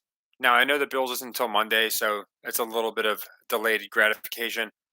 But that's why I said Chiefs Lions. I think that's a great plus 150, as close to a lock as you're going to get, in my opinion. That could happen, Brian. I have the Lions playing the Niners in the NFC Championship, which was my underdog story. I thought, okay, the Lions will be that team, and then I thought, well, Lions and Browns. Like if you have like Those are like the two most historically laughably bad teams, unless you're going back to like the '50s with the Browns. So yeah, I thought Lions and Browns making a run made sense. Obviously, the Browns aren't going to, and the Texans have been getting some love. So again, like there's really like no now that if they assuming they win this game, say they upset the Chiefs, that really wouldn't shock me. What would be really shocking to me is if the Chiefs lost tonight. Like that just wouldn't make any sense to me at all. Because then the team that the Texans are going to be upsetting isn't even going to be that impressive. Yeah. So, Keem, I remember you bringing up the Bills, and I brought up the Bills.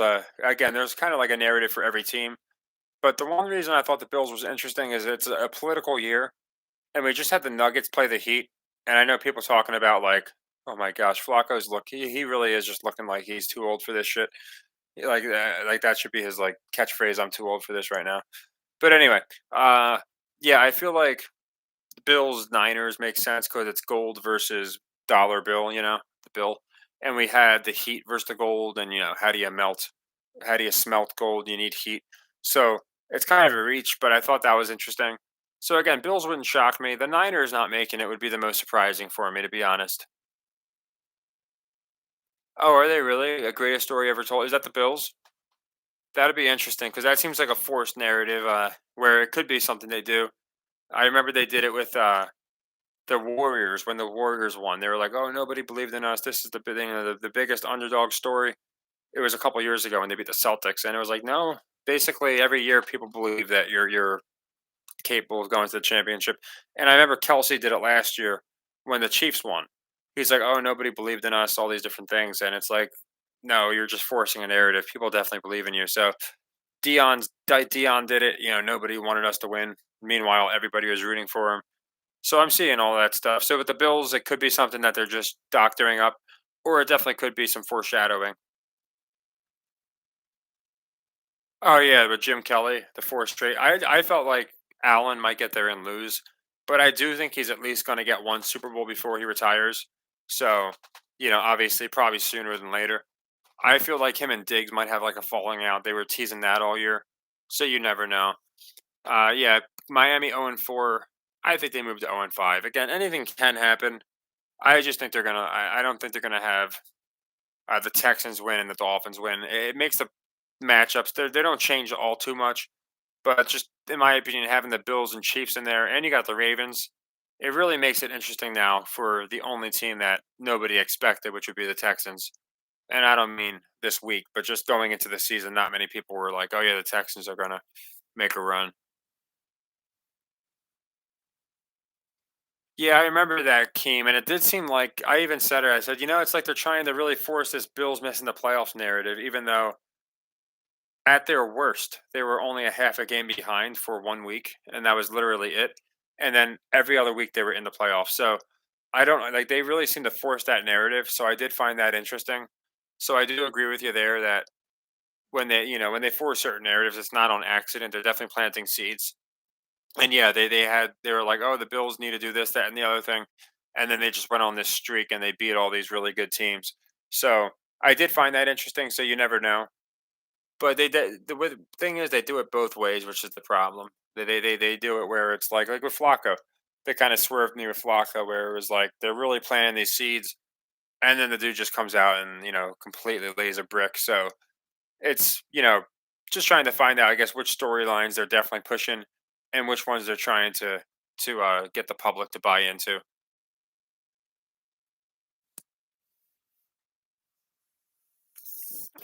Yeah, that'd be nice. I know my uncle was a giant Bills fan because he loved Jim Kelly. I guess he's the only quarterback to ever go to four Super Bowls straight. So like people look at him, I guess, and they're like, "Oh, what a failure." But real or fake, however you look at it, the guy is the only guy to get there four Super Bowls in a row. But yeah, it would be an interesting streak. It's kind of like when Babe Ruth left. It's not exactly the same, but Babe Ruth left the Sox or whatever. When they finally won, they're like, "Oh, the curse was lifted." The Cubs had their curse lifted. So I guess it could stand the reason that you have the Bills get their Super Bowl curse lifted. Have you Allen at Miami Mall? No, I haven't. What was he like chilling at the mall or something? I don't know what happened there. If you can elaborate, or Alien at okay, Alien. Maybe you're thinking. Yeah, I don't know if it's related to the Dolphins. I do know that. Yeah, I thought you said I read it Allen at first. Yeah, apparently they're like these 10 foot tall alien. A lot of my recommenders were telling. I guess because I live in Florida, people talking about it. Yeah, they were like these 10 foot tall shadow aliens or something. People were seeing. I know they dispatched a lot of cops there.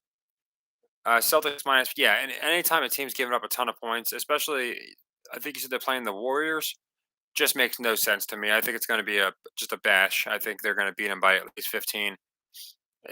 Whenever it moves further and further, it just makes me feel like they want the public. Oh, Rockets! Somebody told me Warriors earlier. Okay, so Rockets are still a good team. I still like it, but I don't love it like I like the Warriors. Someone said it was the Warriors earlier. That made no sense at all to me.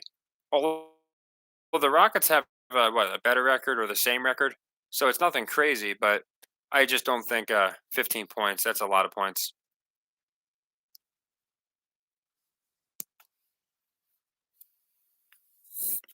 Yeah, so I'm seeing a lot of the alien talk. I didn't look too much into that story, but it's weird because now they're almost. I don't know if it's distractions because I do think they exist. I don't think we can deny that there are some species out there that's more evolved than us or somewhere else, but they won't talk about it. And then suddenly, when maybe there's certain news they don't want people talking about, out of nowhere they'll start talking about all the oh, we saw an unidentified object.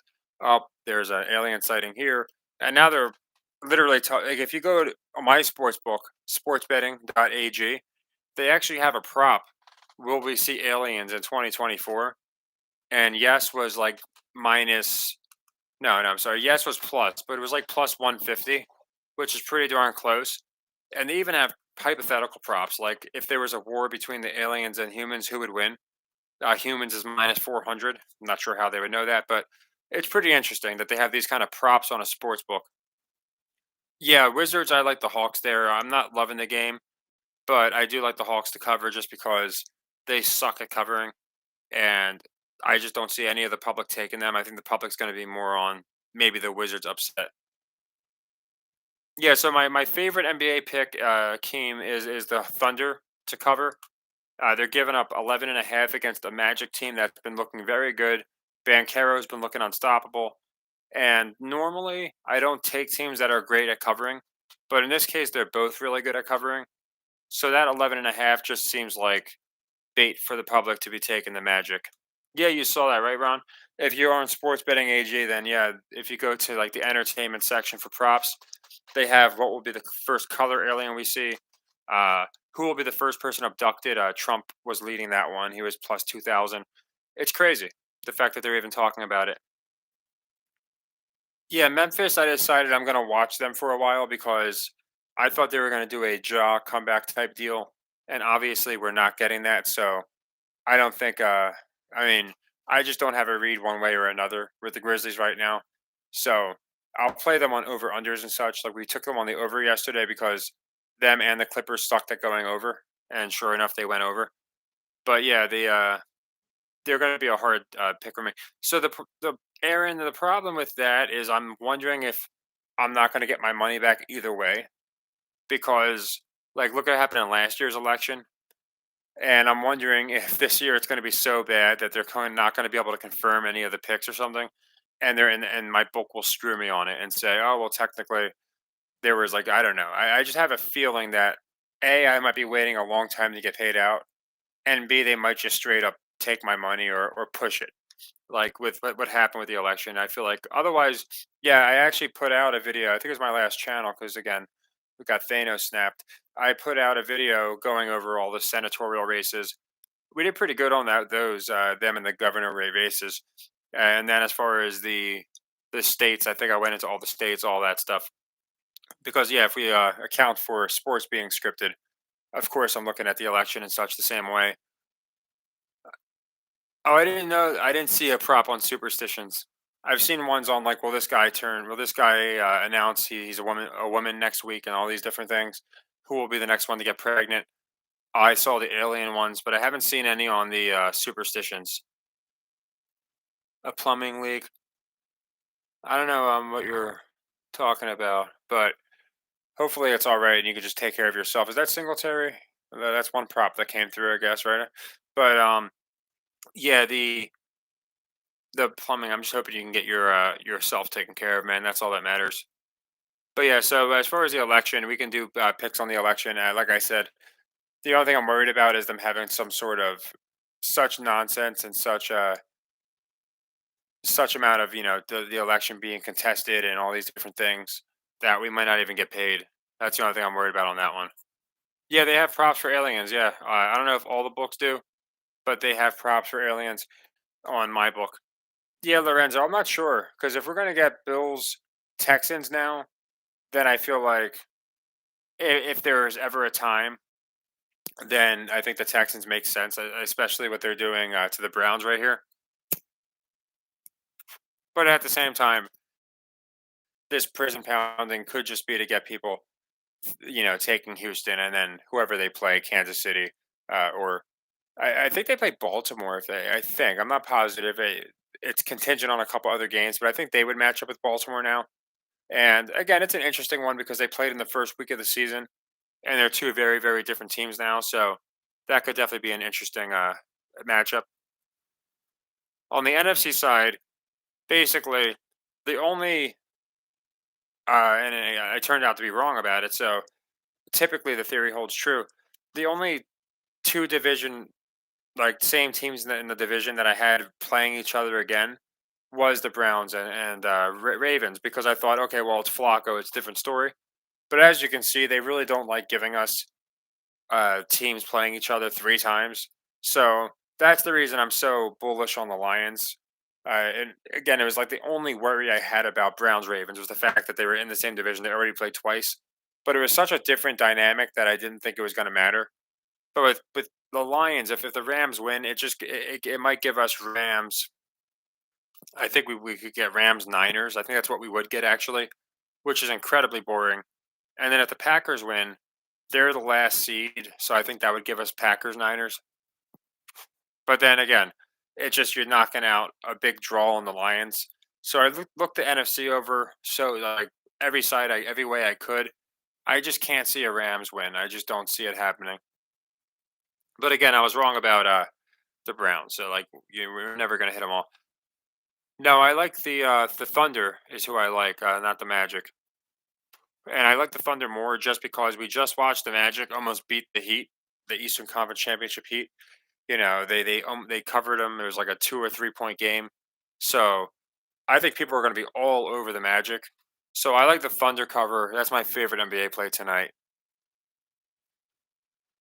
Oh man, it's busting. That sucks. Hopefully, I know you live in Florida too, so hopefully it's something that can be fixed pretty easily. I know right now like the temperatures are a little bit different. It's windier and such, so hopefully it's nothing too serious. Oh man, I'm sorry, crypto. For me, I don't see. I have no idea how I'm going to be on the day because I have like 20 something units in play between college basketball. I have 4 units in play with the Browns. Obviously, that's going to be a -4. So not starting off great there. If the Chiefs win, like I said, I'm going to parlay them with the Lions in a minute, just because I missed my Browns Chiefs parlay, obviously. So I think Chiefs Lions at +150 is a good way to go. So yeah, if you're looking for a good one, like just for like decent odds where you want to get a pretty good pay, I think Lions Chiefs is of what we have remaining. I think it's by far the best. I think Cowboys is tougher to tell, and you're not getting the same odds with the Cowboys. Free wings to anyone if Bills Ravens. Is it only those three teams? Bills, Ravens, and Eagles. Yeah, Bills too. I said that in my video. I'd be really annoyed if like a -500 busted my parlay, but it does knock the +150 to like +200. So I agree. Definitely throwing the Bills on with the Chiefs Lions is still a good parlay. I I think that's a good parlay too. Oh, teams with wings. Okay, or is that what is that like a marketing scheme, or are you just saying that? I could see it being a marketing scheme, which would definitely make sense. So yeah, Bills. Do Bills have wings? I thought Bills were. I don't know. Their mascot's a buffalo. I don't know. I'd have to see their. I'd have to look at the mascot, but that's weird. Okay, yeah, they're just using it for marketing. It's smart. Yeah, if see with the Hawks, I'm specifically playing them, Peter, because of the fact that they suck against the spread. So it's just my metrics. So it's not that I think they're going to win as much as I just love the cover because I don't think anyone's going to take it. So if I was going to do a parlay on that, I would actually do the cover just because I'm not taking the Hawks because I think the Wizards can't beat them. I'm taking it because I think nobody's going to be on them to cover 7 points. Yeah, I mean the bill. I never really knew, to be honest. I just never really knew the where the bill came from. Like I know there's a million meanings to it, but it's weird because obviously Buffalo's their city, not their team. But they do have a buffalo as their mascot. I thought so. It's just weird. Maybe there's flying buffalo aliens out there.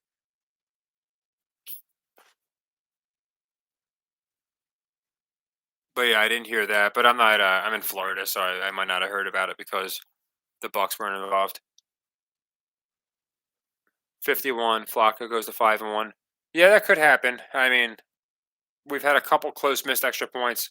Like I said, I do very poor with the numbers, trying to dissect the final scores and such.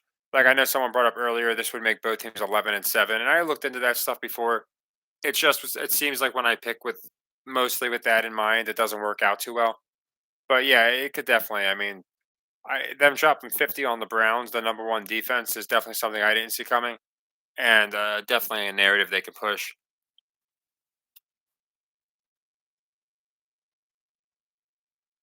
Yeah, so I don't know enough about the UFC, but I know a lot of people tell me that we can make a good bit of money with it just because of a lot of different aspects. I know a lot of people that do well with the UFC, and yeah, I think the Chiefs.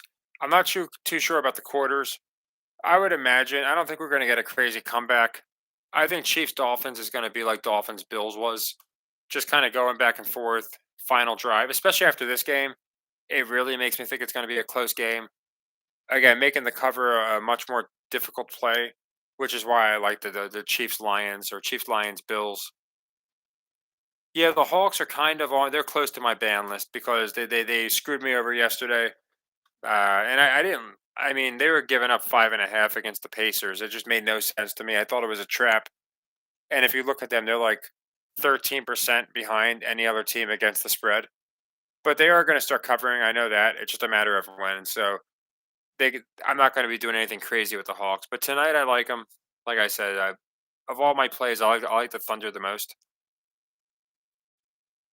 But there's some other ones I like. Yeah, you do good with UFC, Keem. I know a lot of people do, and you can always. I think I have I have a wrestling section, and I do have a boxing slash UFC section for all the people that want to talk about fighting and stuff. I made that on Discord because there's a lot of people that will catch some nice underdogs or exact finishes, things like that.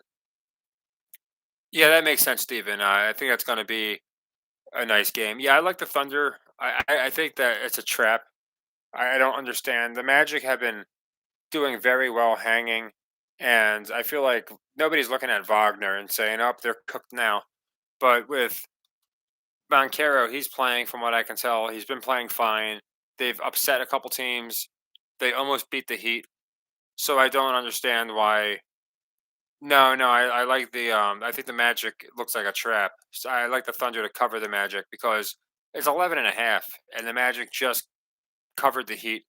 They've been covering pretty well. I think they got blown out once in the last couple of games, but for the most part, they've been hanging when they should be losing. They've been winning games, and they're really pushing Boncaro. So I like the Thunder for the cover on that because this game was such a blowout. It really makes me worry about this next game being the game that we thought this game was going to be. You know, that 1 to 3 point game type deal. So I think the best way to play the Chiefs is parlay them with the Lions. Of course, you'll have to wait till tomorrow to get for sure. But I just don't see those teams losing. I really don't.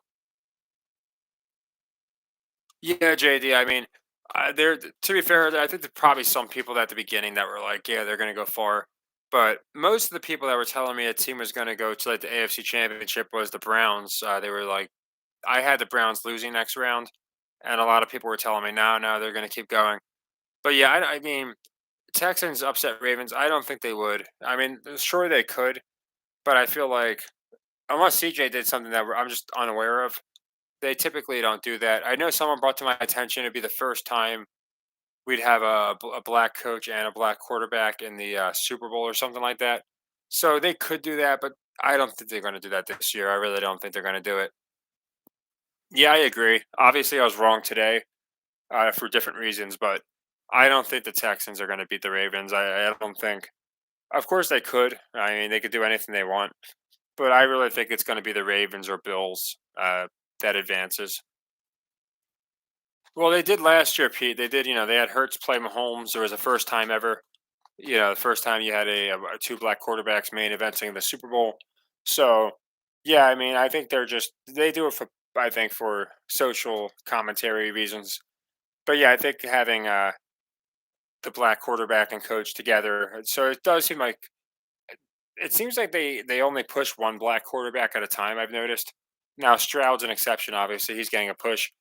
But again, Mahomes, Stroud, they're mixed. I feel like they kind of look at that a little differently. But like last year was Hurts, this year was Lamar. That really got that crazy treatment. And it seems like I don't know why, but it just seems like they pick a particular quarterback and get behind him, and they never really go nuts. Mavericks, who are they playing? I don't remember seeing who they were playing. I don't remember loving the matchup. So I'm guessing they might be playing a pretty close team or something, but I'm not sure. But yeah, if you're noticing something fishy, then I would definitely get in on it. I haven't been able to really check basketball. Let me see. I know somebody told actually a few people told me we got clipped on Fullerton.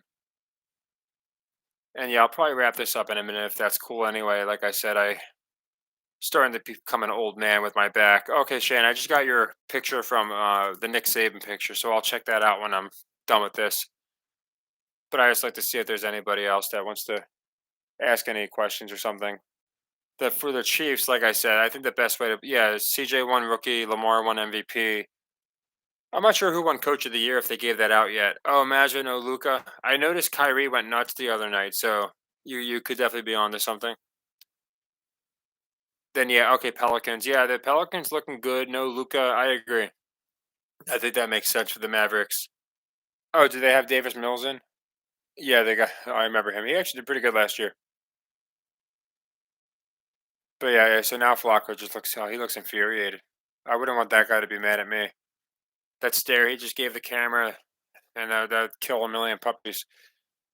That's another thing you can just see when they hone in on the cameras. Like they'll wait for the camera to be on them, and then they'll just make the most over the top expressions. But yeah, this does seem like it. Like I said, I think we're gonna. I don't think the Texans continue on. They definitely could, but to me, this was like the crazy shocker. Them just pummeling the best defense in the league. Yeah, I think so, Steven. He knew something. Like he just looked at the camera and was just like gazed into there, like staring to the soul of the camera on that one. So that was kind of weird. But yeah, I'm not sure. The Houston's could get 50. It looks like they're going to do the Case Keenum. He's a Houston boy. It looks like they're going to do the classy thing and just punt it away. Take their victory. But yeah, this makes me again. It makes me like the Chiefs more, and it really makes me think that's going to be a close game. 50 for 500. Who's that on? Is that on the Mavs, or is that on some kind of? Oh, are you saying if they score 50? Yeah, I'm a little worried that see they took the delay of game. Unless it's some kind of like crazy defensive touchdown, I don't know if Houston's going to score just because it seems like they're they've slowed down the pace considerably, and on that one they didn't even try and do anything.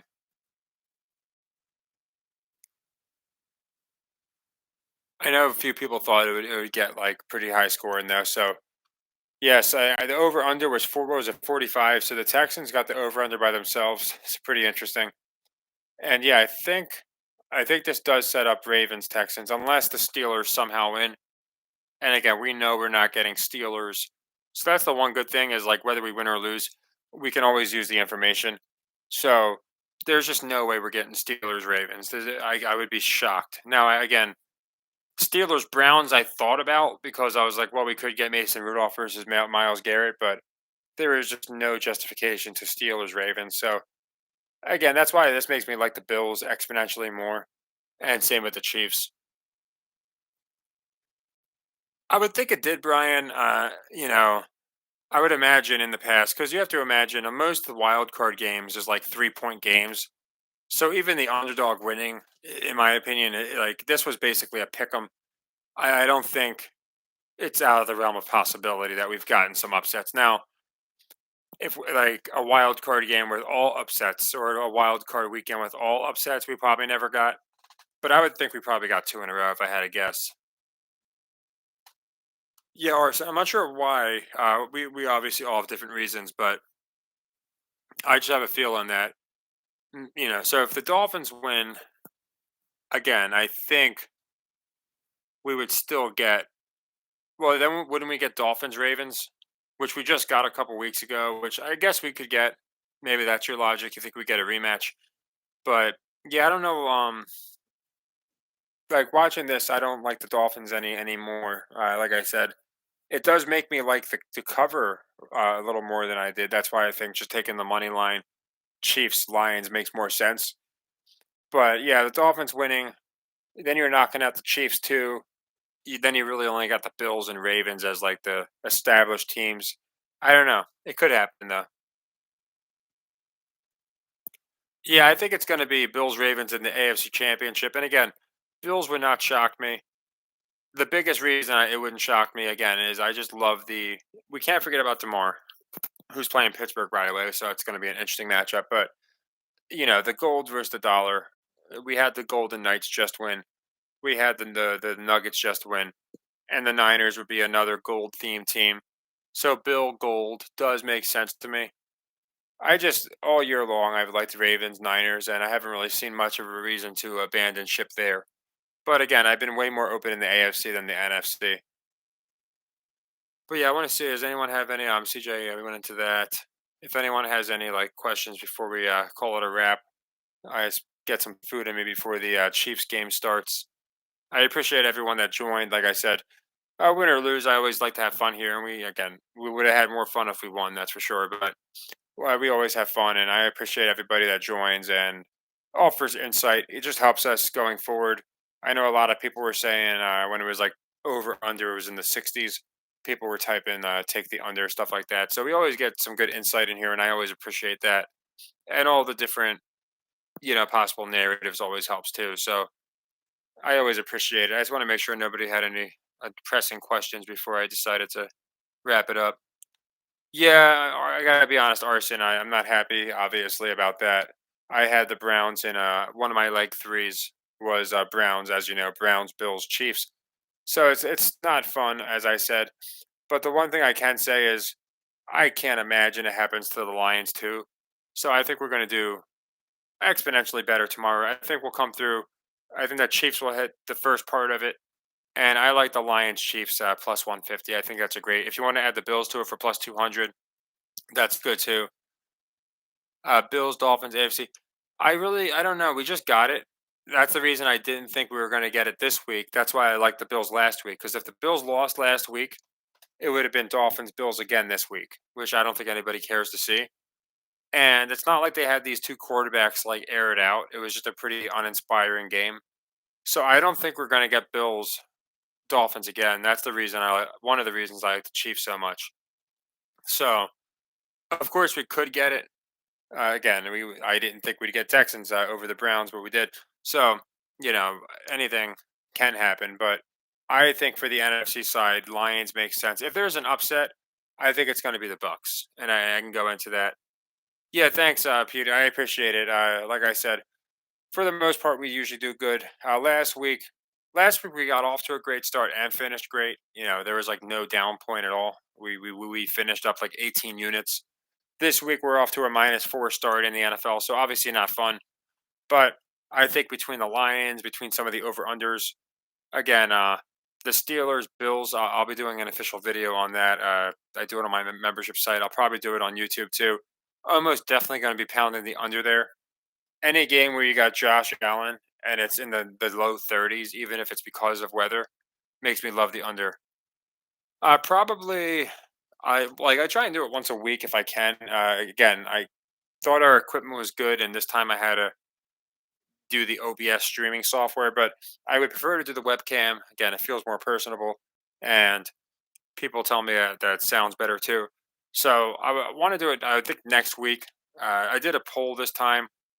I just figured, yeah, I did a poll actually, and it was like 12 o'clock before everything, going into the game like we did today, but covering most of the game, basically the whole game. Uh, and then there was like 7 o'clock if you wanted to do it then, going into the second game. So it'll probably be next Saturday, around the same time. But I'll do a poll to see when people want to do it. Obviously, the whenever you guys have time is what's more important. So I can always make the time. So yeah, we'll see if you guys want to do like 4 o'clock like today, kind of heading into the game. If you'd rather wait till Sunday to do it, so we could talk about how Saturday went. It's really up to you guys. Yeah, Matt. Again, the I was. I mean, I can't pick an order. I really liked all my picks. I'm not going to act like, oh yeah, I like the Chiefs way more than the Browns. I I just think again we can get Chiefs Bills. While it seems really obvious, I think they're going to give us Chiefs Bills. So I'm really not worried about Miami, but I can see because it's cold, people might be worried. You might be worried people are going to be all over Kansas City, or a win no cover could happen. That's why, like I said, I think Lions and Chiefs is a great combination for, like I said, about plus 150 is what you'll get. You'll get the same as almost the same. You might get like 140 because Browns Chiefs was 150, and their Browns were giving up two, one and a half, two, whereas the Lions are giving up three. So it'll probably be like plus 140, but it's still going to be good odds. So I would definitely go with that. So yeah, first one didn't go our way, but I think we're going to continue. Have a good week, just like last week. No problem, Matt. I appreciate it. Sorry I couldn't come through on this one. Oh, we're seeing Taylor Swift. Okay, I'm guessing that the Chiefs are probably going to win by 50. No, I don't know. It's weird because okay, Dolphins don't belong in the snow. This could be interesting. I can see why people might be a little nervous, like the narrative that the Dolphins can't do good in the snow, then they come out and go nuts. But I think the Chiefs win. But again, I wouldn't play the cover. I would just take the Chiefs and the Lions. But yeah, I just saw the Bills. I agree with you, Akeem. I think they're definitely going to the AFC Championship. Again, them and the Ravens are my pick. So whether they go to the Super Bowl, like you're saying, could definitely happen. But either way, I think Mahomes Allen has to happen. So that's why I like those two teams this week. So yeah, thank you all again. Like I said, if it wasn't for my old man back, we probably could have pushed this a little further. But I imagine you guys are getting tired of listening to me ramble anyway. And we were able to finish out the game. I mean, mathematically, this team can't win. So I figured we would keep it going until we knew the result. I mean, we knew the result 20 minutes ago, but I still wanted to basically finish out the game the best we could. And hopefully, you guys enjoy the Chiefs game. I know I'll enjoy it because I stretch my back out a little bit, but I think we're going to get it right back. Chiefs come through, and then it's going to be really contingent on the Lions as to whether we have a great week or not so great of a week because we're going to have them. Yeah, I didn't see it, Stephen. Come, I didn't see it. Well, you got the cover, so congrats to you. I know you took them with like the 1.5, 2.5, or whatever you took, and you got them in the first quarter. So I know you were able to mitigate whatever. You probably did a lot better than I did, so that's always good. Anyone that got the Texans, good job. Like I said, I never want to. Whoever I want as many people winning as possible. Some people are like, "Oh, I lost. I want everyone losing too." I don't get the mentality, but yeah, you got that and Singletary. Yeah, I thought Singletary was a decent play. Yeah, that's a good point too. Cam, I feel like he's dropped some cryptic stuff as of late. Like he's kind of telling us some stuff. Like if we pay attention, I have to watch more of like his podcast. I know he's been appearing more because I bet you he's been giving away a lot of information. So I'll definitely check him out. And yeah, I'll check out if you're still in here, Shane. I'll check out the video you sent me of Nick Saban or the picture. That'll be interesting. It is a crazy story. I thought it made more sense for a team like that hadn't won. Like I remember when the Bengals started off 0-3 and then they ran the table. But yeah, it does make sense. Like to finish the season, the teams that they've beaten, and then to run through the playoffs would be pretty remarkable. So we definitely could see that. So I wouldn't be surprised at all. Down 2 units. All right, not as bad as me. I'm down four because my parlay shot. So Oh, NBA. So I only played like three of them. Officially, I put them on the membership site. The one is the Hawks to cover. I like that play. The Thunder covers my favorite play, just because they're giving up way too many points in my opinion. And I do like the Jazz to cover, just because again they're getting like 2 points against the Lakers. Makes no sense to me. So those are my NBA plays. The rest were all college. So I'm gonna find out if we took a bludgeoning today in a minute. From last I checked, we were basically even on college, but there was a lot of games that could have swung that. So we'll have to see. Yeah, the I didn't expect a Trey. Like myself, like I said, my props outside of Singletary, most of my props were way off. I thought the Browns would win, of course. I thought it'd be a lower scoring, close game. So I missed this one by a mile. Again, I usually nail it to like to the point, or just completely miss it, where it's like I couldn't have picked it worse. 66. Oh, is that in Florida? Are you talking about? Yeah, and he might by game changers, he might be kind of cryptically telling us like, they're not in that level. They're like I think Dak is one. I think he did call Dak a game manager. Yeah, okay, Dak too. Yeah, yeah. And yeah, he's basically telling us who the faces of the league are, and then who the game managers are, the guys that just kind of fall in line. They're just cogs in the wheel. But yeah, it's interesting as far as a lot of former players coming out saying stuff now, and just leaving almost like cryptic comments letting us know it's way more entertainment than it is competition. Yeah, so CJ, I don't know how far they would have to go to have history with again CJ and their coach D'Amico Ryans. It would be interesting, but I don't know how far again a black quarterback and black coach have gone together. I know they've pushed that before. Again, they pushed it last year with the two quarterbacks, so you never know. I would not rule out maybe Texans doing it again. But it seems like this bludgeoning is probably going to get a lot of public on them heading into Baltimore. Maybe ESPN was right because they said the number one handle was on Cleveland. They had 30% of the handle according to ESPN. So maybe I should have taken them seriously on that. Yeah, Jazz -3. I love it. I think I officially played it as a leg 2 for 2 units. It just makes no sense to me at all. And I think they were getting 2 points when I picked it, so I like it even more now.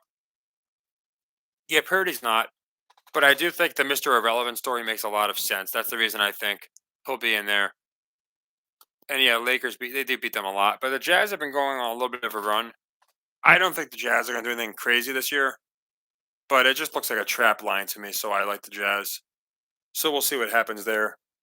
But we got the coaches hugging. All right, it looks like he's hugging the coach, and we'll see what happens next week. I suppose. Like I said, I'm going to have a video out going over tomorrow's exact plays.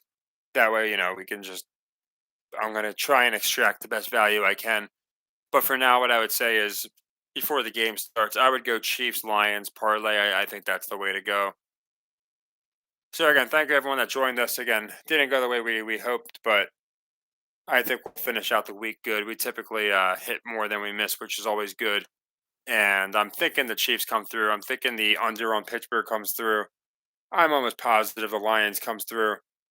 And Bucks could wind up being the deal breaker because I don't know what to do with the Bucks or the Cowboys, to be honest. So I'll have to think that one over long and hard.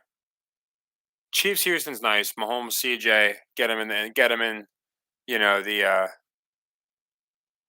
battle of Arrowhead, whatever they call it. Give him some dues to pay. I could see that happening for sure.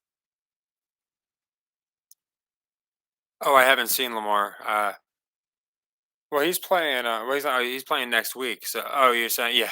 Well, there's so we had. It does seem like, and someone said it comes down to the number two. I think it's no black athlete with the number one has ever won a championship, and they even showed soccer, which is crazy. Like you'd think one black athlete that wore the number one would have won. It might have been the number zero. I know there's that too, where like Russell Westbrook, Dame, all these guys wore zero, never won. But yeah, there's always that too. Like you have to do a lot as a black athlete. I feel like to get.